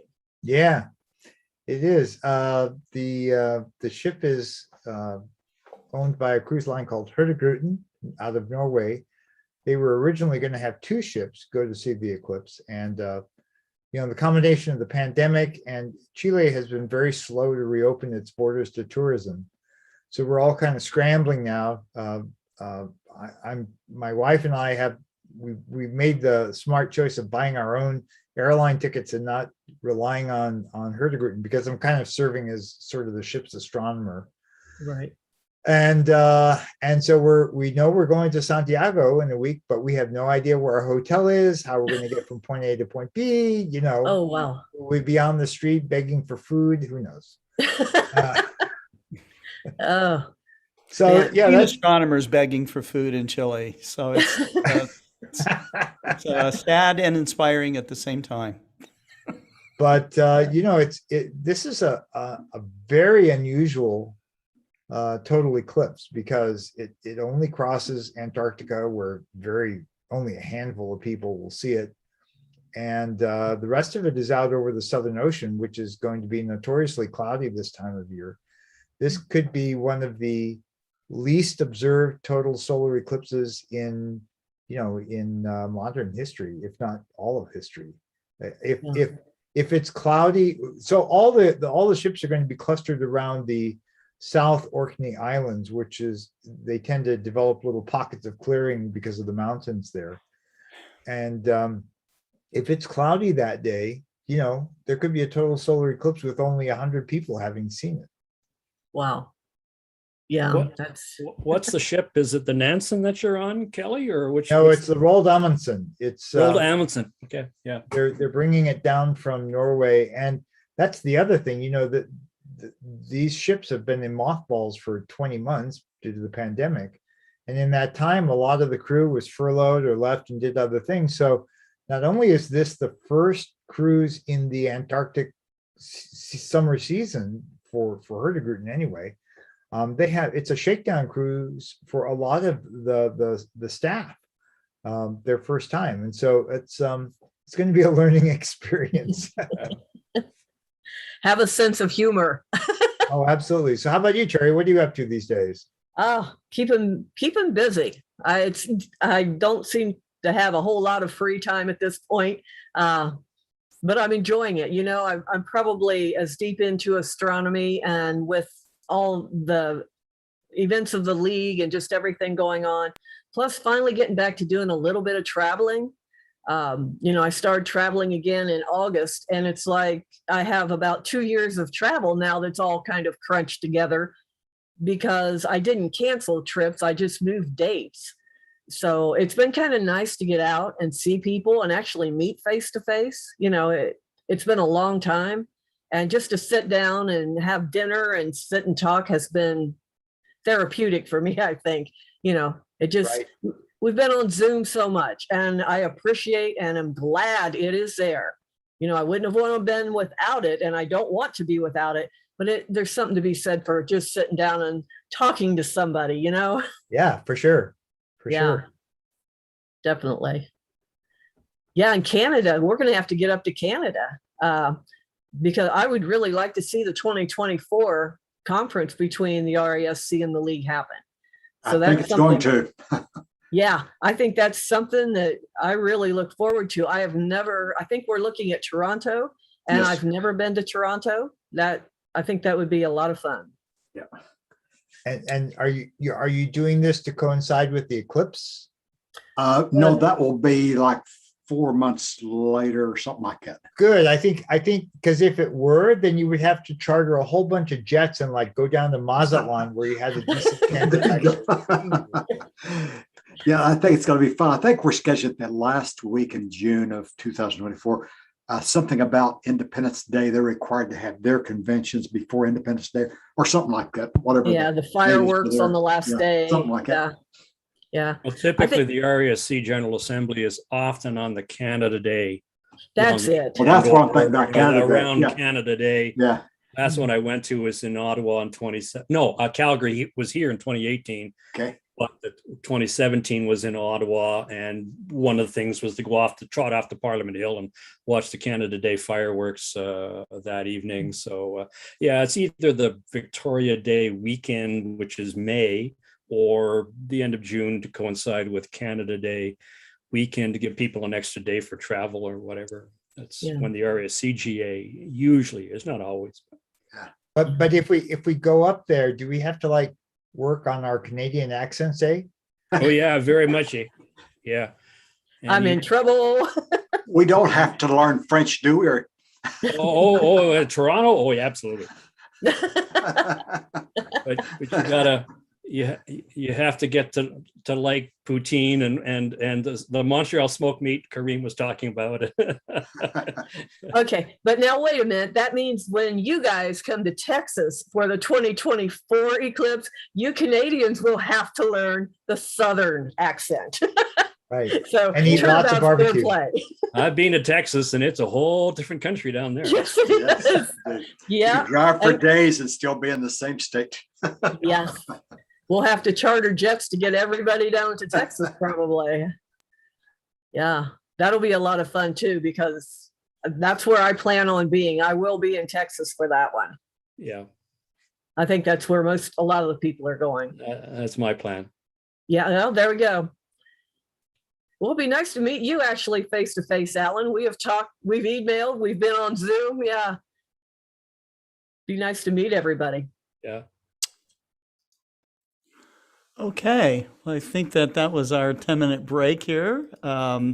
We are back with Terry Mann, and you've been hearing them in the background, commiserate amongst themselves. But anyways, it's been a fantastic program so far, Terry. So congratulations. Right. And who's up next here? Thank you, Scott. Stella, how about if we speak with Stella Kafka?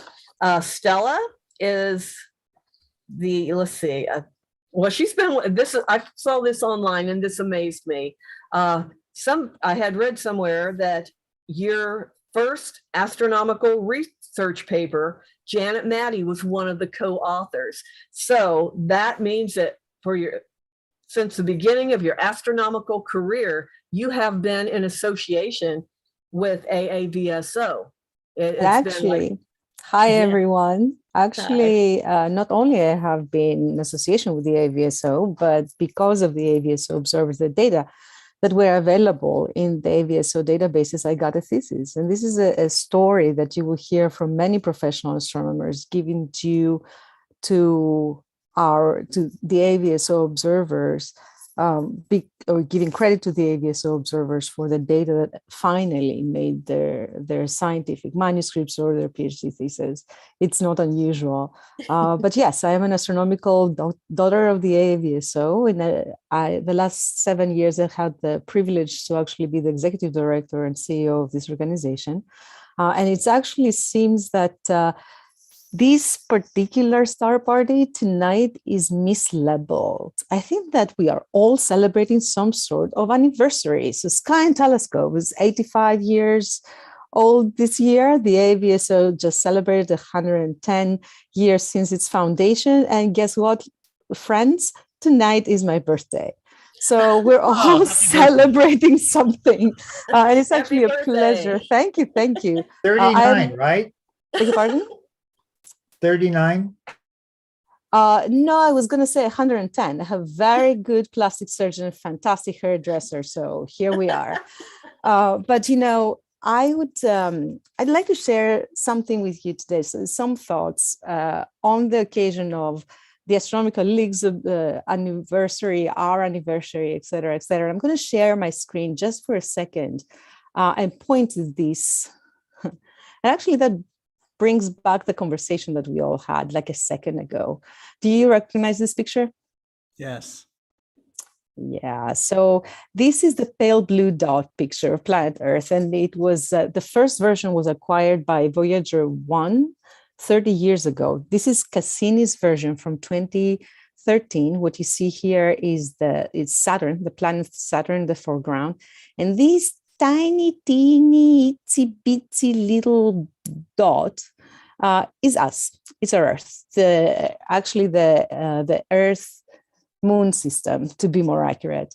It took a lot of maneuvering and playing with sunlight to take this particular picture, especially with old technology. But if not anything else, this picture has inspired many generations of astronomy, and it still resonates with many of us. Just reminding you that both times, both the Voyager and Cassini version, was inspired by Carl Sagan's 1994 book entitled Pale Blue Dot, A Vision of the Human Future in Space, where he writes, look again at that dot. That's here, that's us. On it, everyone you love, everywhere you care about, everyone you've ever heard, every human being who ever was, lived out their lives. And then he goes on to describe the Earth as a mote of dust suspended in a sunbeam. That's my favorite description of our planet. And it actually sums up the profound perspective that we gain from the exploration of the universe, the exploration of space, and pretty much gives us a recognition, self-recognition of who we are and where we belong in the universe, right? This picture is more relevant today than it's ever been.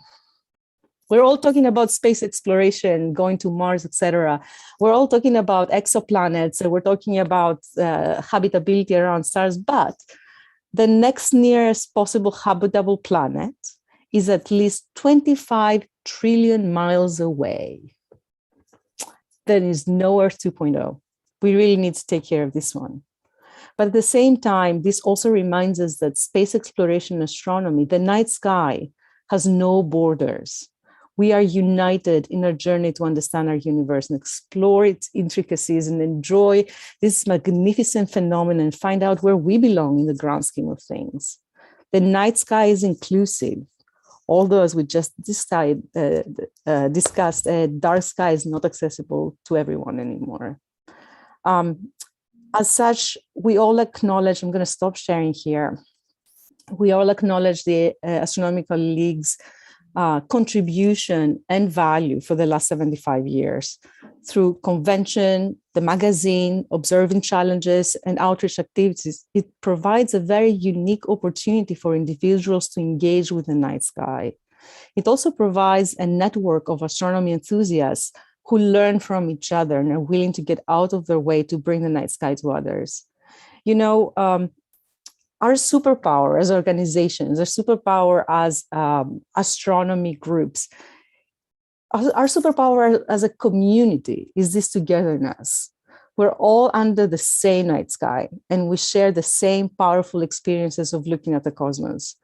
It is an experience that brings us together and connects us in very unique ways. The AAVSO has been a partner to the Astronomical League for years, and we're really looking forward to continue our collaborative projects. So on behalf of the AAVSO, I would like to congratulate for your milestone anniversary. We're really looking forward to celebrate many, many more with you guys in the years to come. And I will be there for the 150th anniversary of the Astronomical League. At least that's a grand plan. Yeah, you send me your plastic surgeon, so in 150 years. Yeah, I think that they're kind of, yeah. Yeah. Anyway, so again, happy birthday, Astronomical League. Happy birthday to astronomers all over the world, both paid and non-paid. We're all the same community. And this is the one thing, again, that this beautiful picture reminds me of. That we are all on that mote of dust suspended in a sunbeam. And happy birthday to you too, Stella. Thank you. Thank you very much. All right. Let's see. Let's go. Alan, are you ready? Or Scott, are you ready to start Alan's video? Alan will be here for questions after the video. So please stay tuned and you can ask Alan some questions about the upcoming eclipse. Okay, yes, I'm here live, but Scott's going to run the talk just a moment here because I'm in rural Alberta in Canada, and I didn't trust my internet connection to be good enough to support a 45-minute talk, especially for an occasion as important as this one. So I pre-recorded the talk, and Scott has that video to run. So I'm just here live now. You'll be watching Memorex very shortly for the talk on how to photograph the lunar eclipse, because it's one of these events that we can all see. And as Stella just so eloquently put it, we're all under this one sky. We're all looking up, seeing this one event. And it's something that beginners and veteran amateur astronomers can enjoy just as much. You know, as David was saying at the very beginning of the evening, you know, how many eclipses has he seen? Dozens and dozens. They're still interesting to watch and now photograph as well. So that's what the talk is about. And so I'll come back at the end for any Q&A that you guys can gather together and forward to me, and I'll answer those live. But Scott, if you got it queued up, let's roll. Yeah, let's go ahead. Okay. Well, thank you, and thank you for the invitation to speak at this auspicious occasion, the 75th anniversary of the Astronomical League. My goodness, what an event, what a great 75 years it has been of service to the astronomical community.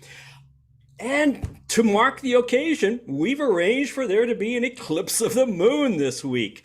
Well, that's my topic for today. Is I'm going to guide you through some tips and techniques for how to photograph the lunar eclipse that happens on the night of November 18th, later this week. My name's Alan Dyer. I'll tell you a little bit more about myself at the end of the talk this evening. Well, how to photograph the eclipse. This was an eclipse I ventured down into southern Alberta, where I am from, in September 2015. We are setting up a night, perfectly clear night, getting all the cameras set up, all the telescopes, a telescope just to look through at the eclipse, and 3 cameras to shoot through it. You can get very carried away at lunar eclipses with all kinds of manners of equipment and techniques to shoot them. Trying to sort them out here for you today. And I'll show you some pictures taken from that event. In fact, here it is, just as the eclipse was really ending up here with all the cameras going, one on a tracker, one on a tripod, one on a telescope. Well, the agenda is about the eclipse, introducing the eclipse times, when does it occur, the eclipse circumstances, where does it occur? Where is it in the sky? You need to know that to help you frame and plan photographs. And then we'll talk about photographic techniques, from the simple, with just basic cameras on tripod, or the gear you might already have, to more advanced techniques, using tracking telescopes and composites to take multiple exposures and assemble them. And then we'll finish off with a look ahead to the next year's eclipses. We're in the middle of a whole spate of 4 lunar eclipses this year and next year. Well, first of all, introducing the eclipse itself. The nice thing about lunar eclipses is that there are many ways to photograph them. You have lots of choices. The bad thing about lunar eclipses is that there are many ways to photograph them. So you have to kind of sort out and probably pick 1 or 2 at best, and not to try to do too much. But I'll go through the various options and choices that you have. Now, the good thing about this lunar eclipse is that all of North America can see it. It's in the middle of the night. It's a great view for everybody.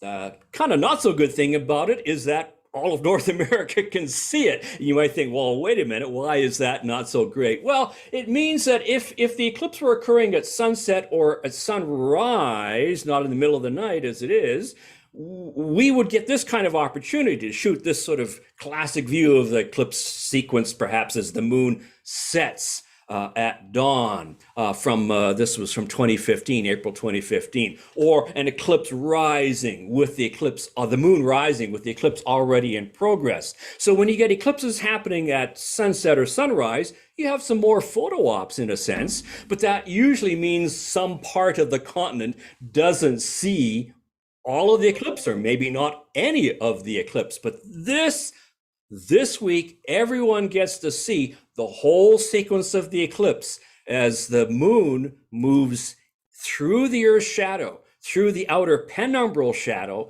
and then into the dark inner umbral shadow, where things really get more interesting and more colorful as well. So this was a composite from an eclipse in I think 2004, where we got, again, the whole eclipse sequence from beginning to end, as we will this week.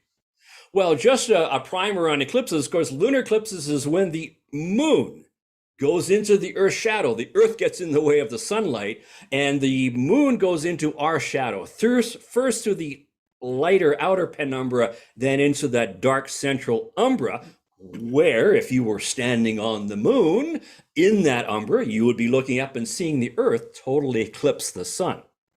So that's what's happening this week. Here's a time lapse from 2015 of that sequence from moonrise, when the moon rose in eclipse. As it then entered the dark umbral shadow, it turns very deep red because there's still red sunlight filtering through the atmosphere, lighting the moon. That's the neat photogenic and visual aspect of any lunar eclipse, is that it turns this deep red color. And then the moon exits the Earth's umbral shadow. And sometimes there's some nice colorful fringes along that edge of the shadow. And then the moon returns to a normally full, bright, full moon at the end of the umbral portion of the lunar eclipse. This, however, is not a total eclipse as the ones I've just showed you.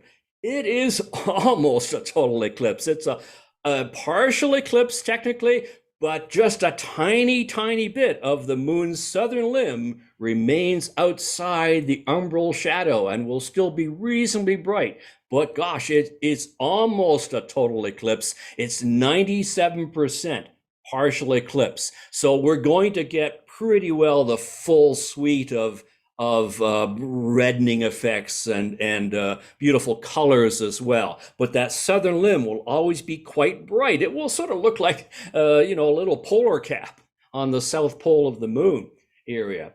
But as I said, all of North America gets to see this eclipse, the exception being well to the East Coast where the moon sets during the penumbral phase. But boy, that part of the eclipse is almost hard to tell that there's anything going on. So in effect, everybody gets to see all of the umbral portion of this eclipse, which is 3.5 hours long.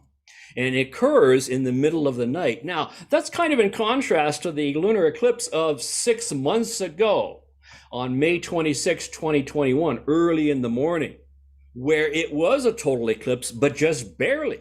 The moon just skimmed across the northern part of the umbral shadow, and totality was only about 15 minutes long. So it was kind of the opposite of this eclipse this week, in that it was total, but just barely total. Whereas this week we have an eclipse that's not quite total. And then back in May, Eastern North America really didn't see this eclipse very well at all. And even from Western North America, where I am, the eclipse occurred at dawn in the twilight. And so just as the moon was setting. So even Western North America didn't get the greatest view. Now, what about this eclipse this week? The eclipse times. This is a movie animation of this actual eclipse coming up, of it moving into the penumbral shadow, then touching the umbra. That's when things start to get darker. You begin to see a dark bite taken out of the moon. And then at mid-eclipse, right about there, is when the moon will be at its darkest and reddest. Then it begins to exit the umbra. And at that point, the shadow, or the moon, the eclipse is essentially over, because during that last hour of the penumbral eclipse, the moon is still now almost as bright as a normal full moon. So that's kind of the sequence as it passes and skims across the southern edge of the umbral shadow. Now, these are the times. It is for the night of November 18th into the dawn hours of November 19th. You might see the eclipse listed as being on November 19th. If you go out on the night of November 19th, you'll have missed it, because it was the night before. It starts before midnight in some locations on the 18th and goes past midnight into the dawn hours of November 19th. Now, penumbral eclipse is what you might see listed in a lot of places, begins at 1 a.m. On Eastern time, 10 p.m. on November 18th, Pacific time. But really, at that point, you're not seeing anything unusual It's not until the umbral eclipse begins that you really begin to see, definitely there's a dark bite being taken out of the edge of the moon. The umbral eclipse begins 2:18 a.m. Eastern time, 11:18 p.m. Pacific time. So Easterners have to stay up quite late to begin to see even the beginning of this eclipse, let alone the rest of it. Mid-eclipse, 4 a.m. in Eastern time, 1 a.m. now after midnight now, even in the Pacific time zone. Mid-eclipse, that's when the eclipse is not total, but it is at its maximum, and most of the moon, 97% of it, is in that dark red umbral shadow. And the umbral eclipse ends, and effectively the eclipse is over, really in terms of photography, essentially over 5:47, 2:47 a.m. in Pacific time. And the penumbral eclipse is all over now. We're talking 7 a.m. and 4 a.m. By then. But by then, you'll have packed up and gone to bed because there's no point in sticking around for the end of the penumbral eclipse. So these are the key times right here, 2 a.m. to 5:47 or so Eastern time. And the length of the umbral eclipse is 3 hours and 29 minutes in total, 3.5 hours. But it's really that central 30 minutes or so either side of mid-eclipse that's of most interest, certainly photographically and visually as well. Now here is what the end of the penumbral, sort of maximum penumbral eclipse would look like photographically. Your eye would have a tough time seeing that shading, but there is a very, very slight shading the eye can pick up. But at the start of the umbral eclipse, when that dark umber first hits the limb of the moon, these are actual photographs, I think, from 2015, you now begin to see visually even to the eye, and binoculars are a great way to look at it, a dark bite being taken out of the limb of the moon. But even about halfway through the umbral eclipse, that dark part of the moon now is beginning to show fairly red. Your eye may be able to see that. But the bright part is still quite bright. Not quite as bright as a regular full moon because it's in the penumbral, but it's still pretty bright. That's about halfway through. And then this is kind of a simulation from an actual photograph a few years ago of what it might look like at maximum eclipse. It's going to be a bit more than that. And it will be along the southern edge of the moon down here. There'll be this bright white rim left here, and quite small.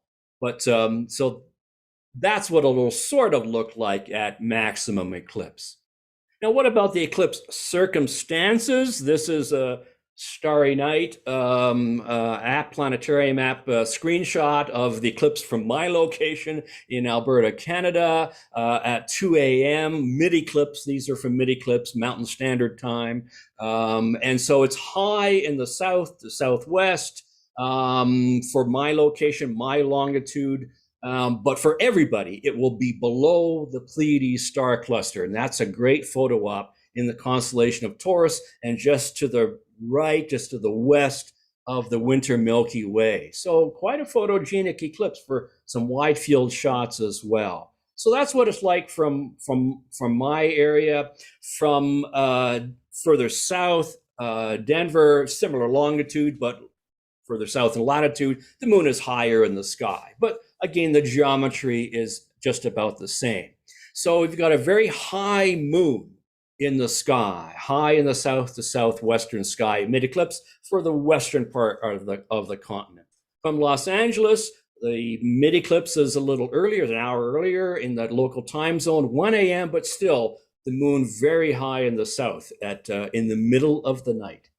Now, for those over in Hawaii, Honolulu, the mid-eclipse is at 11 p.m. Local time, with the moon very high in the eastern sky. Moving to the east, the other side of the continent, Chicago, middle of the continent. Now the moon is a little lower in the sky. These again mid-eclipse at local time, into the southwestern, getting lower into the western sky, but still it's in the middle of the night. The sky is quite dark. And from the East Coast, Boston, 4 a.m., mid-eclipse at 4 a.m., the moon now getting lower into the western sky, but it's certainly well before dawn. The sky is still quite bright. And from any of these locations, with the timing of the eclipse the way it is, I would really recommend you go out and seek out a dark site away from city lights, because the effect of the Milky Way turning on as the moon gets darker and redder, and suddenly the whole sky and environment gets darker, or during that hour, an hour and a half of the onset of the umbral eclipse, the Milky Way suddenly turns on, and what was a bright moonlit night now turns into a sort of a moonless night. So get away from the city lights just for the visual experience, but certainly it makes for better photographs as well. So let's get into the photo techniques here. First of all, simple, just camera on tripod, just basic gear. And let's say with the sort of Boston area here, at mid-eclipse, the moon is low enough in the sky that you can frame it with a modest wide-angle lens and include a landscape below, maybe a cityscape, an urban scape. But if you can get away out into the country, into a darker location, you will be able to pick up more of the Milky Way and the stars in the view. But you could still include a nice landscape in the foreground as well. So this is on a full frame camera. A 24mm lens will frame the scene very nicely, including Orion and Taurus and the Pleiades. And I think that's kind of the picture of this eclipse, to catch it in that winter sky. And these are the kind of basic settings for a camera on a fixed tripod. No trackers here. ISO 400 to 3200, fairly fast and wide open on the lens, and anywhere from 4 seconds to 30 seconds. Take lots of pictures. I can't tell you exactly what the exposure will be, the best exposure, because it depends on your site, your sky, how bright your sky is from light pollution where you are. And the beauty of digital cameras, of course, is you can just take a whole whack of exposures and pick the best, but you can see, even when you take them, exactly what it's looking like, and just be prepared to take a whole range of exposures.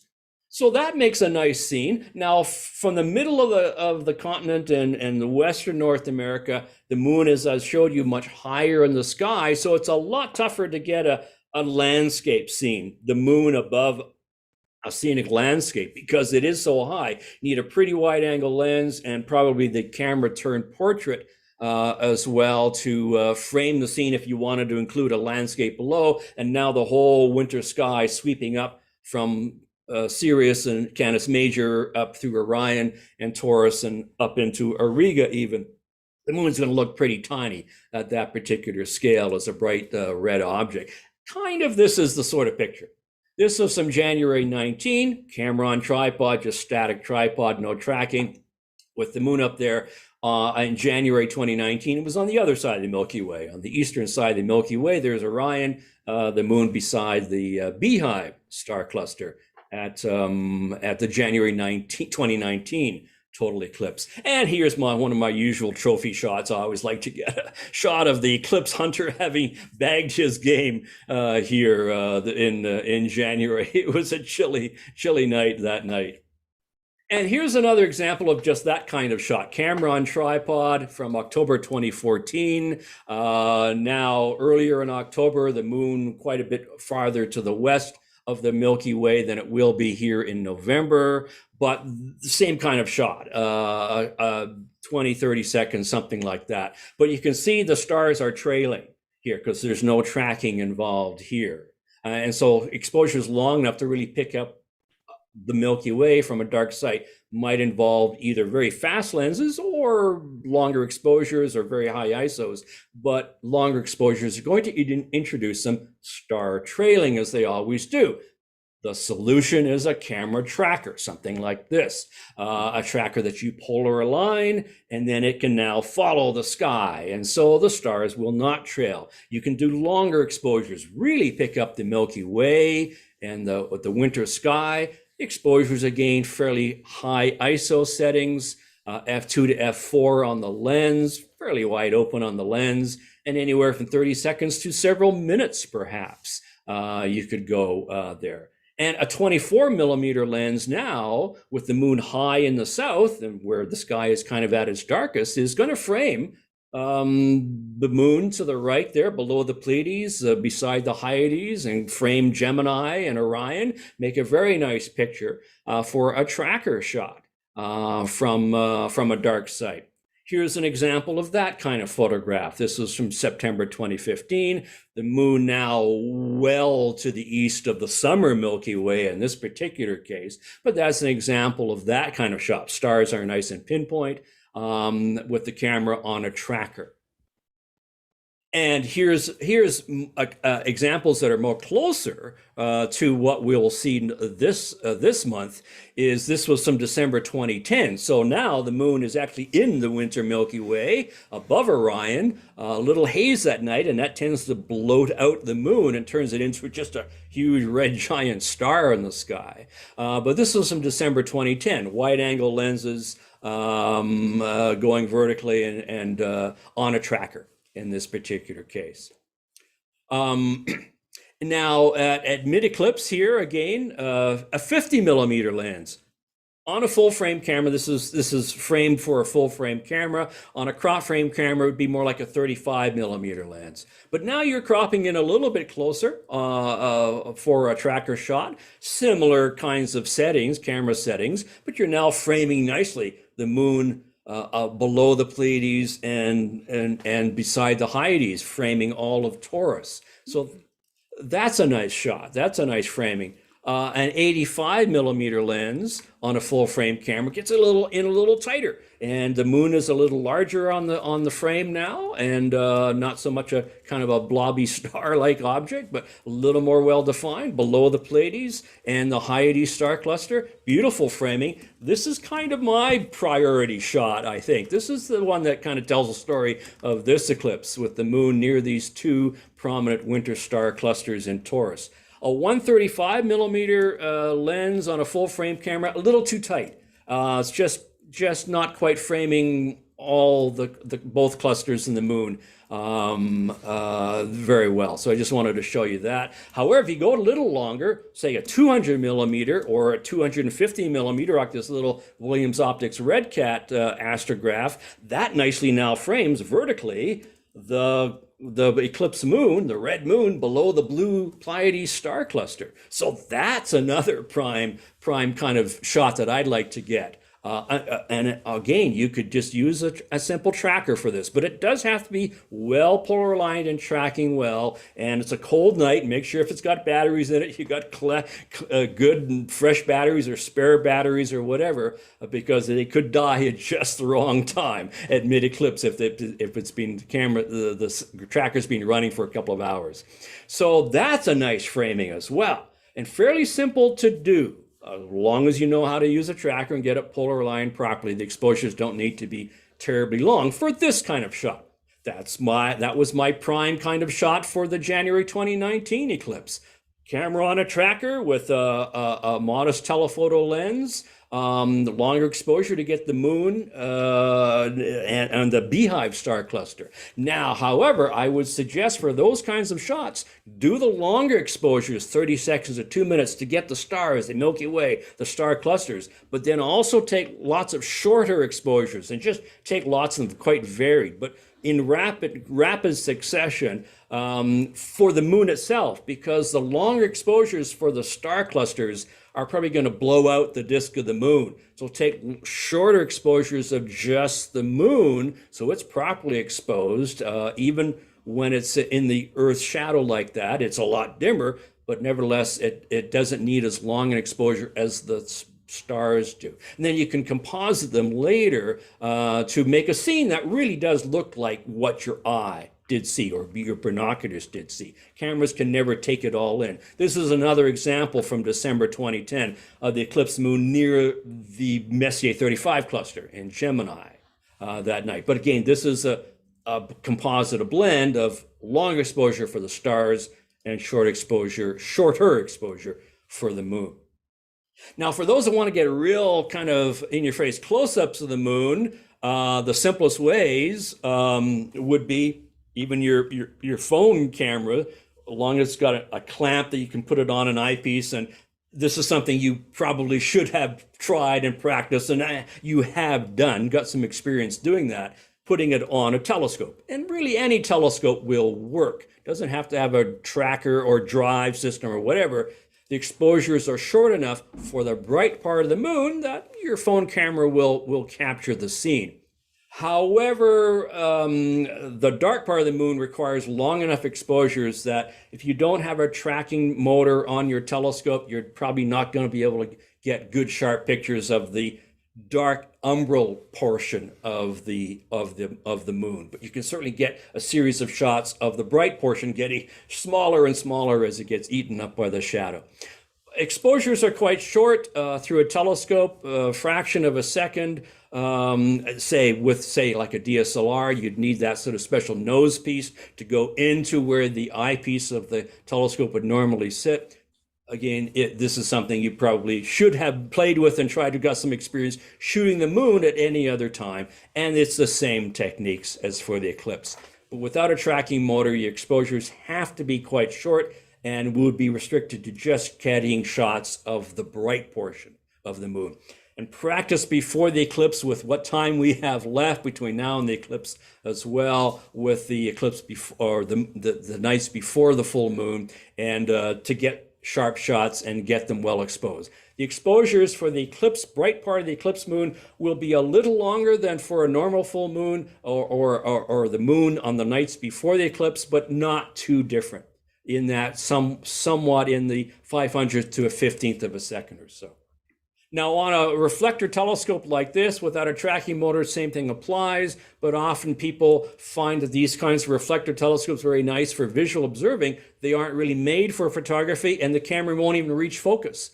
You've got to put a Barlow lens in between the telescope and the camera for the camera to even reach focus. So once again, if you haven't played with that and don't have experience with that, probably a little late to be messing around with that anyway. But people are often disappointed when they buy these reflector telescopes that are perfectly nice for visual observing, hoping to get their camera on it, and they find that it doesn't even reach focus because they're not really designed to be used for photography.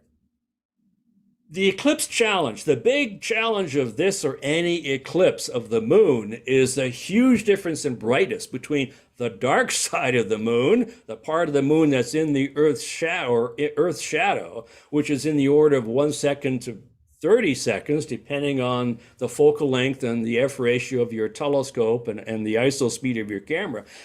And then the bright side of the moon, which is a fraction of a second. That's sort of easy to capture, but the dark side is quite long exposure. So that's where you need a tracking motor. Plus those exposures are changing all the time. They'll start off quite short when most of the moon is still brightly lit and not in the shadow. And as more of the shadow engulfs the moon, exposures get longer and longer until you kind of switch to exposures long enough to now pick up the red darkened part of the moon and overexpose what's left of the moon still outside the umbra. So you can start with a fraction of a second at the beginning of the eclipse, and by the time it's not totality, mid-eclipse in this case, the exposures are still several seconds long through a telescope. So you've got to be constantly fiddling with the exposures. You've got to have some experience with operating your camera at night in the cold, maybe with gloves on, whatever, to change settings, because every time you take pictures, every few minutes, as the eclipse progresses, the exposures will have to get longer and longer, and then at the last half of the eclipse, get shorter and shorter again. The other challenge that people fuss and fuss and fuss about the exposure, but the thing that spoils many, many eclipse pictures, solar and lunar, is poor focus. The full moon is a little bit of a problem to focus on. You don't have those sharp craters outlined, the shadows and the like. You've got the edge of the moon when it's bright and not totally in the umbra. That's kind of sharp and bright, and so you can focus on it. But trying to focus on the moon once it's really in the umbra and it's near the middle of the eclipse is a lot tougher. So take the time to focus very carefully with your telephoto lens, your camera, whatever, your telescope, whatever, to get the images sharp, and try to check it now and then. Things get bumped, or as it gets colder through the night, the focus shifts perhaps. So try to take care to focus very sharply, because that makes the big difference between a really good picture of the eclipse and one that's, sorry, not so great, because the lunar eclipse is pretty forgiving for exposure because the range is so great, but it's not forgiving for fuzziness and poor focus. Well, let's get into more advanced techniques here, because and many people watching here are going to have this equipment here, a telescope with a proper German equatorial mount here that has a motor drive and tracking and the like, whether you use it for photography, but it can be used for eclipse shots as well. I'm showing a system here that's got an auto guider on it for deep sky photography, but you don't need those for the eclipse, an eclipse of the moon. But to get the longer exposures necessary to really pick up the redness and the deep red color of the moon and that beautiful coloration, the exposures have to be long enough to a telescope, which is typically f5, f6, f8, or whatever, are long enough that you've got to be tracking. And ideally at the lunar drive rate. Most of the mounts like this will have a choice of sidereal or lunar or solar. Put it to the lunar drive rate because the moon is moving against the background stars at a little different rate than the stars themselves are going across the sky. That's what takes the moon through our Earth's shadow. So put it at the lunar drive rate, and then exposures of several seconds long with the camera on a telescope on a tracking mount of some kind. Again, polar aligned, so it does track accurately. People are often surprised at how small the moon is. It takes a lot of focal length to fill the camera frame, and you don't necessarily have to do that. But here in the center here, I'm showing the size of the moon on a focal length, a crop frame camera on a telescope with 1,500 millimeters of focal length. And it takes that to fill the frame with the moon. Here on the outside of the green outline here is 800 millimeters, half the focal length, but on a full frame camera. The moon is still only a quarter of the size of the frame. Still good enough to be impressive, but it takes quite a bit of focal length to really fill the frame with the moon. Now, if you've got a telescope like this, a kind of your go-to telescope that's on an alt-azimuth mount, it slews left to right, goes up and down, but it has motors, it computerized motors that do track the sky. You can use these for the lunar eclipse as well. But again, you have to have it aligned so that it is tracking accurately, do your 2 or 3 star alignment, and there's usually a choice of a lunar rate as well. And you can certainly get good shots of the moon. It will track well enough for the 4 to 20 seconds, something like that. Maybe a little higher ISO than on the kind of telescope I just showed you, the German equatorial mount telescope. The disadvantage to this kind of telescope is that if you want to take a whole series from beginning to end of the eclipse and then stitch them together or make a little time-lapse movie or something, that would be more difficult because the field will rotate on a telescope like this. So the whole orientation of the eclipse and the shadow going across the moon will shift during the 3.5 hours of the eclipse, making it a lot tougher to assemble a composite or a time-lapse movie. But for individual single shots, it'll work just fine. Now, one thing you can do is make sure you take lots of shots of different exposures from long to short and take them in quick succession every time you fire off a burst of frames, especially at this eclipse where part of the moon will always be still brightly lit. But at any time before mid-eclipse or any time if you're taking shots every 5 minutes or 10 minutes, something like that to kind of document the sequence of the eclipse, always take a burst of shots over a wide range from 8, 15 seconds, something all the way down to quite short, that you can then later assemble into a shot like this. This is actually a combination through high dynamic range software of short and long exposures. It now captures the view the way your eyes saw it through the telescope, but the cameras can't do it with a single exposure. The range is too great. So always take a whole burst. So get familiar with quickly shifting the exposure time, the shutter speed, in this case, if you're on a telescope, quickly from short to long or long to short, whatever the sequence is, every time you take a burst of shots. Just take a whole range of them. And then you can composite them later in Photoshop or a layer-based program here to blend them together. Here I'm blending together the composite I showed you from 2019 of shorter exposure for the moon, a longer exposure for the stars and the Beehive star cluster.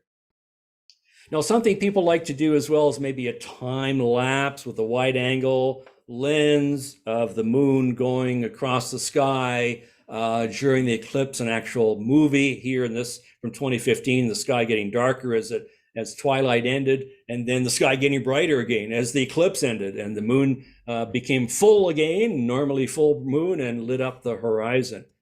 That's a tough, challenging sequence to try to do. But if you take shots about every 5 minutes or so, there won't be enough of them to make a time-lapse movie, but you could composite them together into a time-lapse still sequence like this. With a camera on a fixed tripod, in this case, you don't need a tracker, fixed tripod, fairly wide angle lens to capture the whole path of the moon across the sky. And then you don't move the camera during the eclipse. You try to catch it in situ, as it were, with the moon positioned correctly for the beginning, and so that it will be positioned correctly at the end of the eclipse to capture the whole path, 3.5 hours or so. And so it's helpful to where you are for your site, use astronomy software. I'm using Starry Night, but Stellarium, which is popular, would work as well, where you can get the frame of your camera lens here, or figure out how wide a lens you need to be. And I'm showing a 15mm lens here, showing you this case. This is from my site, where the moon would need to be to capture also Orion at the beginning here, at the beginning of the eclipse, and then where it ends up at 3.5 hours later at the end of the eclipse. And so the camera would not move. And then for a still image composite, you'd probably take lots and lots of short exposures that just record the disk of the moon properly. And then at mid-eclipse, take a long exposure to more pick up the stars in the Milky Way, and then gradually shorten the exposures again towards the end. So it takes a lot of minding, camera minding, to constantly adjust the shutter speed so the moon ends up being properly exposed through most of that sequence, except for maybe a long exposure at mid-eclipse to use as the base background layer. So that it's an awful lot of work and an awful lot of attention. And if you forget something, you've suddenly spoiled the sequence here. So I wouldn't recommend it unless it's something that you haven't done before and you're going to forgo other types of pictures just to get that sort of shot. The other kind of popular shot is a composite where you get a close-up of the moon moving through the Earth's shadow from beginning to end. And that's kind of popular to do. And this takes a telescope with a polar aligned German equatorial mount moving now at the sidereal rate. So you're tracking the stars, not the moon, and you're letting the moon's slower motion, letting it drift across the frame from right to left here, as I did. The eclipse began down here and ended with the moon up here for this particular eclipse here. So it needs a polar aligned German equatorial mount, or a tracker in this particular case, but again, tracking polar aligned and tracking at the sidereal rate to follow the stars. And then the moon shifts its position against the background star. But once again, this takes a lot of fuss and minding, short exposures at the beginning, getting longer and longer and longer, a longer exposure for the moon in the middle eclipse, and then shorter and shorter exposures. And with the mount tracking at the sidereal rate.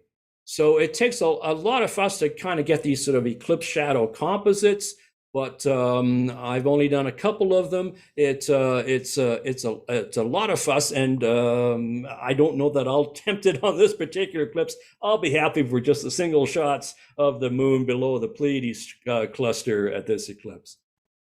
And so it requires a polar line equatorial mount tracking at the sidereal rate to do it authentically. You can just take lots and lots of just shots of the moon on its own centered, and then just cut and paste them later on with like a planetarium software screenshot as a template. You can do that, but to do it more authentically in the camera, you're not trying to do it all on, well, we used to do it on one piece of film, all on one frame. You're still taking lots of shots, but to do it with the moon moving more authentically across the frame, you need to kind of plan a shot like this with a fairly wider, shorter focal length telescope. So you've got room to move, take in the whole shadow. You place the moon down at the bottom right, and then let it move across the frame during the 3.5 hours of the eclipse, taking shots every few minutes or so, very regularly and space throughout the eclipse, making sure you've got one right at mid-eclipse as well.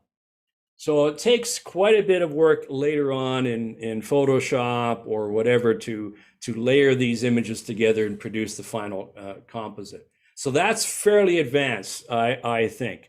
I would suggest keeping it simple and focus on one type of image, especially considering the lateness of the hour at night. And just focus on one type of image and be happy to get that. I'll concentrate on probably a tracker shot with, well, maybe a couple of lenses, the 85 and the 200 or something like that. If I get those, and then take a whole series of exposures to make sure I can composite the moon against the starry background, I'll be happy at this eclipse at 2 in the morning or so. So keep it simple and focus on one type of image is my advice.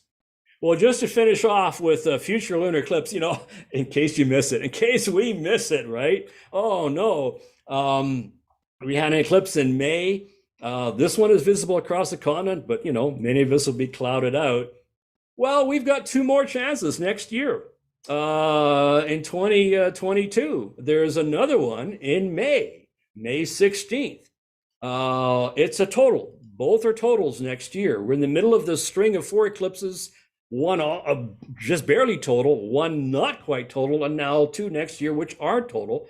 Almost mirror images of each other. This one is 1 hour and 24 minutes of totality, the moon sliding in its descending node through the Earth's shadow, through the southern part of the Earth's shadow, and the eastern part of the continent sees all the eclipse. The western part sees it in progress in some stage as the moon rises. So that actually does make for very nice photogenic possibilities. So that's next May, where all the continent, most of it gets to see it, but only the eastern half sees the whole thing. 6 lunar months later, we have a mirror image of that eclipse. November 8th, 2022, a year from now, we have another one, 1 hour and 25 minutes. And it is almost a mirror image. The moon now moving through the ascending node, through the northern part of the Earth's shadow. And look down here, just the opposite of what we had in May. Here, the western part of the continent sees the whole eclipse, and the eastern part sees the eclipse, sees the moon set at dawn, at sunrise, with some part of the eclipse in progress. So once again, some nice photogenic possibilities, but it means shooting at dawn for a year from now. So we have 2 total eclipses of the moon, mirror images of each other next year. The next lunar eclipse that all the continent can see is March 14th, 2025, just 11 months after that total solar eclipse we're all looking forward to across the continent. But now, on March 14th, 2025, the entire continent sees the eclipse of the moon here from the Western Hemisphere. So that's a look ahead of what we've got coming up for eclipses of the moon. So I wish you good luck at the eclipse this year and next year as well, as well as all of them will be worth going after. So I wish you all the best luck and clear skies at photographing this beautiful sight of the eclipse of the moon. Well, my name's Alan Dyer. It's been my pleasure to talk to you. That's my website, amazingsky.com. And I have a blog site at amazingsky.net where I have a blog I posted last month on how to photograph, the same kind of content I've just given you. So if you wanted a hard copy, wait, I didn't write all those exposures down. Just go to my blog site and look at the blog, and all those same settings and techniques are all there. I kind of spun this blog off of preparing this talk. So just go there and you'll get kind of a hard copy of my tips and techniques for how to photograph it.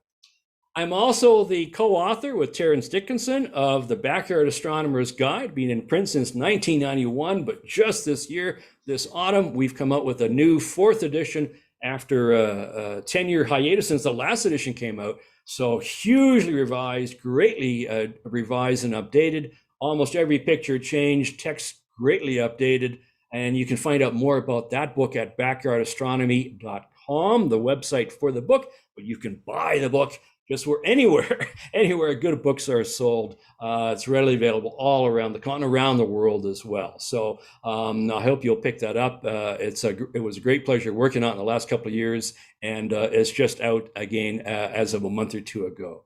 So thank you very much for the opportunity to speak to you today. And again, congratulations to the Astronomical League on their 75th anniversary. Well, that was very comprehensive. Thank you. Thank you, Scott. Yeah, I thoroughly enjoyed that. It gave a lot of information.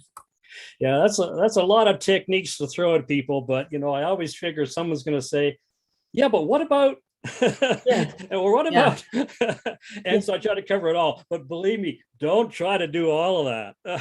I think there's only one eclipse where I tried to do all of those techniques at once, and because it was such a perfect night in 2015, and it was early in the night, not 2 or 3 in the morning when you can't think. So focus and keep it. Especially, I think I'll be lucky just to see the eclipse according to the forecast for this week. Yeah, and you'll have people at all different levels with all different equipment too, so that covered a wide span for everybody. Yeah, absolutely. And you can get good shots of the eclipse with all manner of techniques, especially if you get creative with the composition and all that. But as I said, one of the people fuss about focus. What's the best exposures? What's the best exposures? If it's the focus, getting things sharp and focused, that makes a big difference. Take the time to be careful on that. I bet so. Scott, do you have any comments or questions? I think that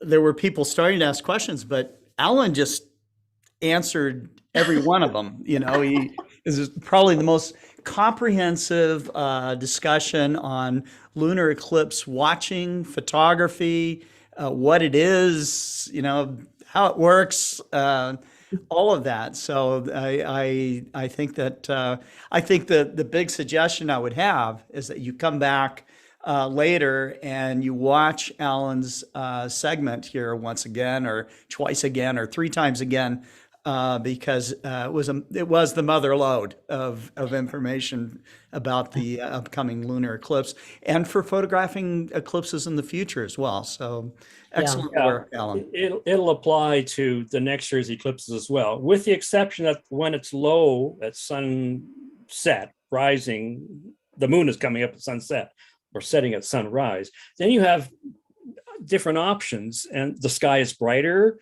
And so your exposures are different, and the techniques you might use are different, especially if you can't see the whole eclipse. So those low eclipses, on the other hand, make for great photo ops. If you get to a great scenic location, you've got a tremendous photo opportunity of a sequence with the moon coming up in eclipse or setting or whatever. So next year's there's actually sort of more photogenic in many ways than the one this week to some extent. But most of the same basic techniques will apply. So you can go to my blog at amazingsky.net and get the hard copy, as I said, of all the techniques and exposures and that kind of thing. Excellent. Yeah, I'm going to request solar eclipse videos, for the annular, for the total as they're coming up. Just a heads up. Yes, that's we've got that 6 months apart, October 23 and April 24, then the big one, the total eclipse. And there's all kinds of techniques. I did an ebook about the 2017 one, which sold quite well. And one of my projects is to revise that for the 2023, 2024 eclipses, but I've only just scratched the beginning of doing that. So, and because there's all kinds of great photo opportunities for all those eclipses. Absolutely. Well, I look forward to that because I plan on seeing both of them wherever I have to be. Yeah. So, okay. Well, thank you so much. I thoroughly enjoyed that. I'm sure everybody did. Thank you for being here. Thank you. It's my pleasure. And thank you for the invitation to speak tonight and be part of such a stellar roster of speakers tonight. Well, thank you for being here. All right. I am going to go ahead. We had somebody from the Association of Lunar and Planetary Observers that apparently had trouble signing in or couldn't get in. I didn't receive a call, but he was supposed to be here, so I'm going to assume something happened that he could not be here. So I'm just going to say ALPO, the Association of Lunar and Planetary Observers, and the League goes way back. They have been part of our Alcons. They have been friends of the League for so many years. And, I wish they could have been able to get in, but whatever happened, it's regrettable, but I just wanted it known that ALPO has been a big part of the League's history. Very good. Well, I just put in a link for their website, and you can learn about them, join them, participate, and support them. Okay, that sounds great. Okay, and then I think I will give the answers to the questions. So I'm going to share my screen. And here are the answers for the questions and the winners. There we go. Many of us are crossing our fingers that we will have a naked eye visible comet in December. Name that comet. Comet Leonard, and Barbara Harris is the winner on that one. And I really hope that does happen. We need another good comet. Yes, we do. Yes. Whoops, I just went by one. What planets dominate the evening sky in November? It is Venus, Jupiter, and Saturn. And Mike Napier is the winner for that one. What is the diameter of Venus? 7,520 miles or 12,100 kilometers. Don Nab is the winner for that. So somebody from the League will be contacting you about the door prize winning. And I would like to thank everybody. Now I'm going to have Scott say a few words. So I think I'm going to have you say a few words, and then I'm going to come back to hear Scott. Okay. So how about if we do it that way? Well, I mean, it is, as I've always said, it's been a deep honor and privilege for me to be involved with the Astronomical League. I was looking at all the years that they've allowed me to participate in one way or another, and it goes back almost 30 years now. And how time flies. I met Chuck Allen and Bob Gent back in the early 90s. I think it was 1992 or 1993 when I got involved with the National Young Astronomers Award, and that was through Mead Instruments. I have to give credit to them and to its founder, John Diebel, for supporting the League. I was very lucky to be the one that they sent to represent Mead Instruments for that special award. And it's been very, very rewarding just to see these young people, high school kids, measuring the radial velocity of galaxies and professional level types of observations and research that they've done. And also it's been, I wondered then in the early 90s what would become of these kids. And many of them have gone on to enter science fields, have become doctors or technicians of various sorts. Some of them have participated even deeper into astronomy, which is it's just amazing. And so they've become adults and they've grown up, and the League and its support and its vision of supporting youth like that has been incredibly important. I had heard earlier that the League was thinking of doing even more for youth, and I couldn't agree more. And I'm sure that you're going to see the League dive in deeper to support youth and make it vibrant. Another thing that you heard from the executives of the Astronomical League was watching the astronomical community grow, like it hasn't in many years. In fact, maybe never before. That has been I guess, a side effect from people being in lockdown and wandering out into their backyards and looking up and seeing stars.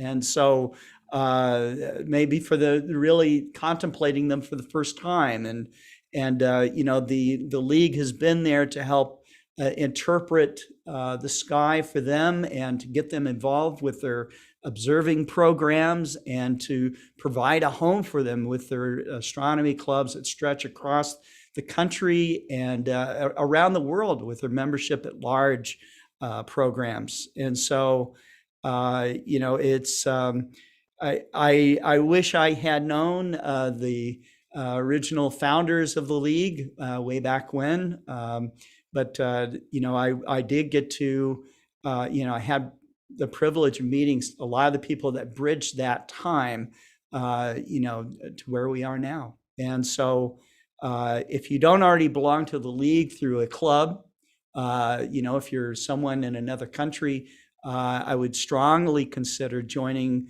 the Astronomical League as a member at large. You'll find that it's extremely rewarding. You will find that this almost all volunteer group will support you in ways that you can't imagine. It is, and as far as Explore Scientific and the league, again, I am so pleased, so proud of the fact that we are able to support them in the way that we do. We helped carry the torch with the National Young Astronomers Award, the Leslie Peltier Award, and now the Queen, excuse me, not Queen, but the Wilhelmina Photography Award that supports women entering into astrophotography and recognizing them for their incredible talents. It's just part of all the inclusiveness that the Astronomical League is and will continue to be. And I'm very, very certain that the league will be around for at least another 75 years. So thank you very much, Terry. And congratulations to all of you that are the executive team of the Astronomical League, and to all of the league clubs and presidents that are watching right now. It's great to be a little piece of that. So thank you very much. Well, thank you, Scott. It's a pleasure to have you there. You have been along with the league for years. Well, I won't go there. Just a long time. Yeah, Chuck. Terry, in 1997, which was my last year as being vice president with Barry Beeman, I was giving a talk at Copper Mountain, and a man came in being pushed in a wheelchair, and I just had a hunch who it was, and because of where we were in Colorado, and it was Ed Hallback, the first elected president of the league. So I've actually met him. It was amazing. But that's awesome. It's like George Washington rolling into the meeting. Right. Yeah, that is awesome. Okay. Well, how do you guys feel? I mean, it's such a huge milestone and everything, and when you look back on the Astronomical League and all it's achieved, what are you guys most proud of? Well, I'll tell you, I have found a new enthusiasm among the ranks of the league members, and that really inspires me as we go forward, because I think our best days are definitely ahead of us. We've had some good ones before, but the best ones are to come. I agree with Carol. We're seeing, first of all, Scott, you have constantly contributed to the league. You came forward and just offered us telescopes for our NIA winners in the early days, which kept that award front and center, and now it's in its almost 30th year. We've got people who've worked really hard on the reflector to make it what it is. You've seen just from John's talk how it's progressed. That's all mostly volunteer work. And the submissions, we're getting tons of stuff. We're having to add 4 pages to Reflector because we're getting so many pictures, so many articles that people are submitting, photographs that are being submitted. And the Observe programs are booming. We've given out 16,000 certificates to over 5,600 different league members in the history of those observing programs. So everybody finds something to do, to get involved with us, whether it's writing, whether it's publishing, whether it's sponsoring, whether it's leading, whether it's running committees, helping us with regional work, working on conventions. It's really been amazing. And even during COVID, things have boomed amazingly. It seems like, to me, on the outside, maybe on the inside, it's a sausage factory. But all the programs you guys have put together, everything I've been involved with, seems so well oiled. It was just, it's been amazing, and I love the camaraderie that's involved, and that, of course, that is part of amateur astronomy in general. But the league does it better than anyone. It is, you really feel it when you go to in-person events like the Alcon events, or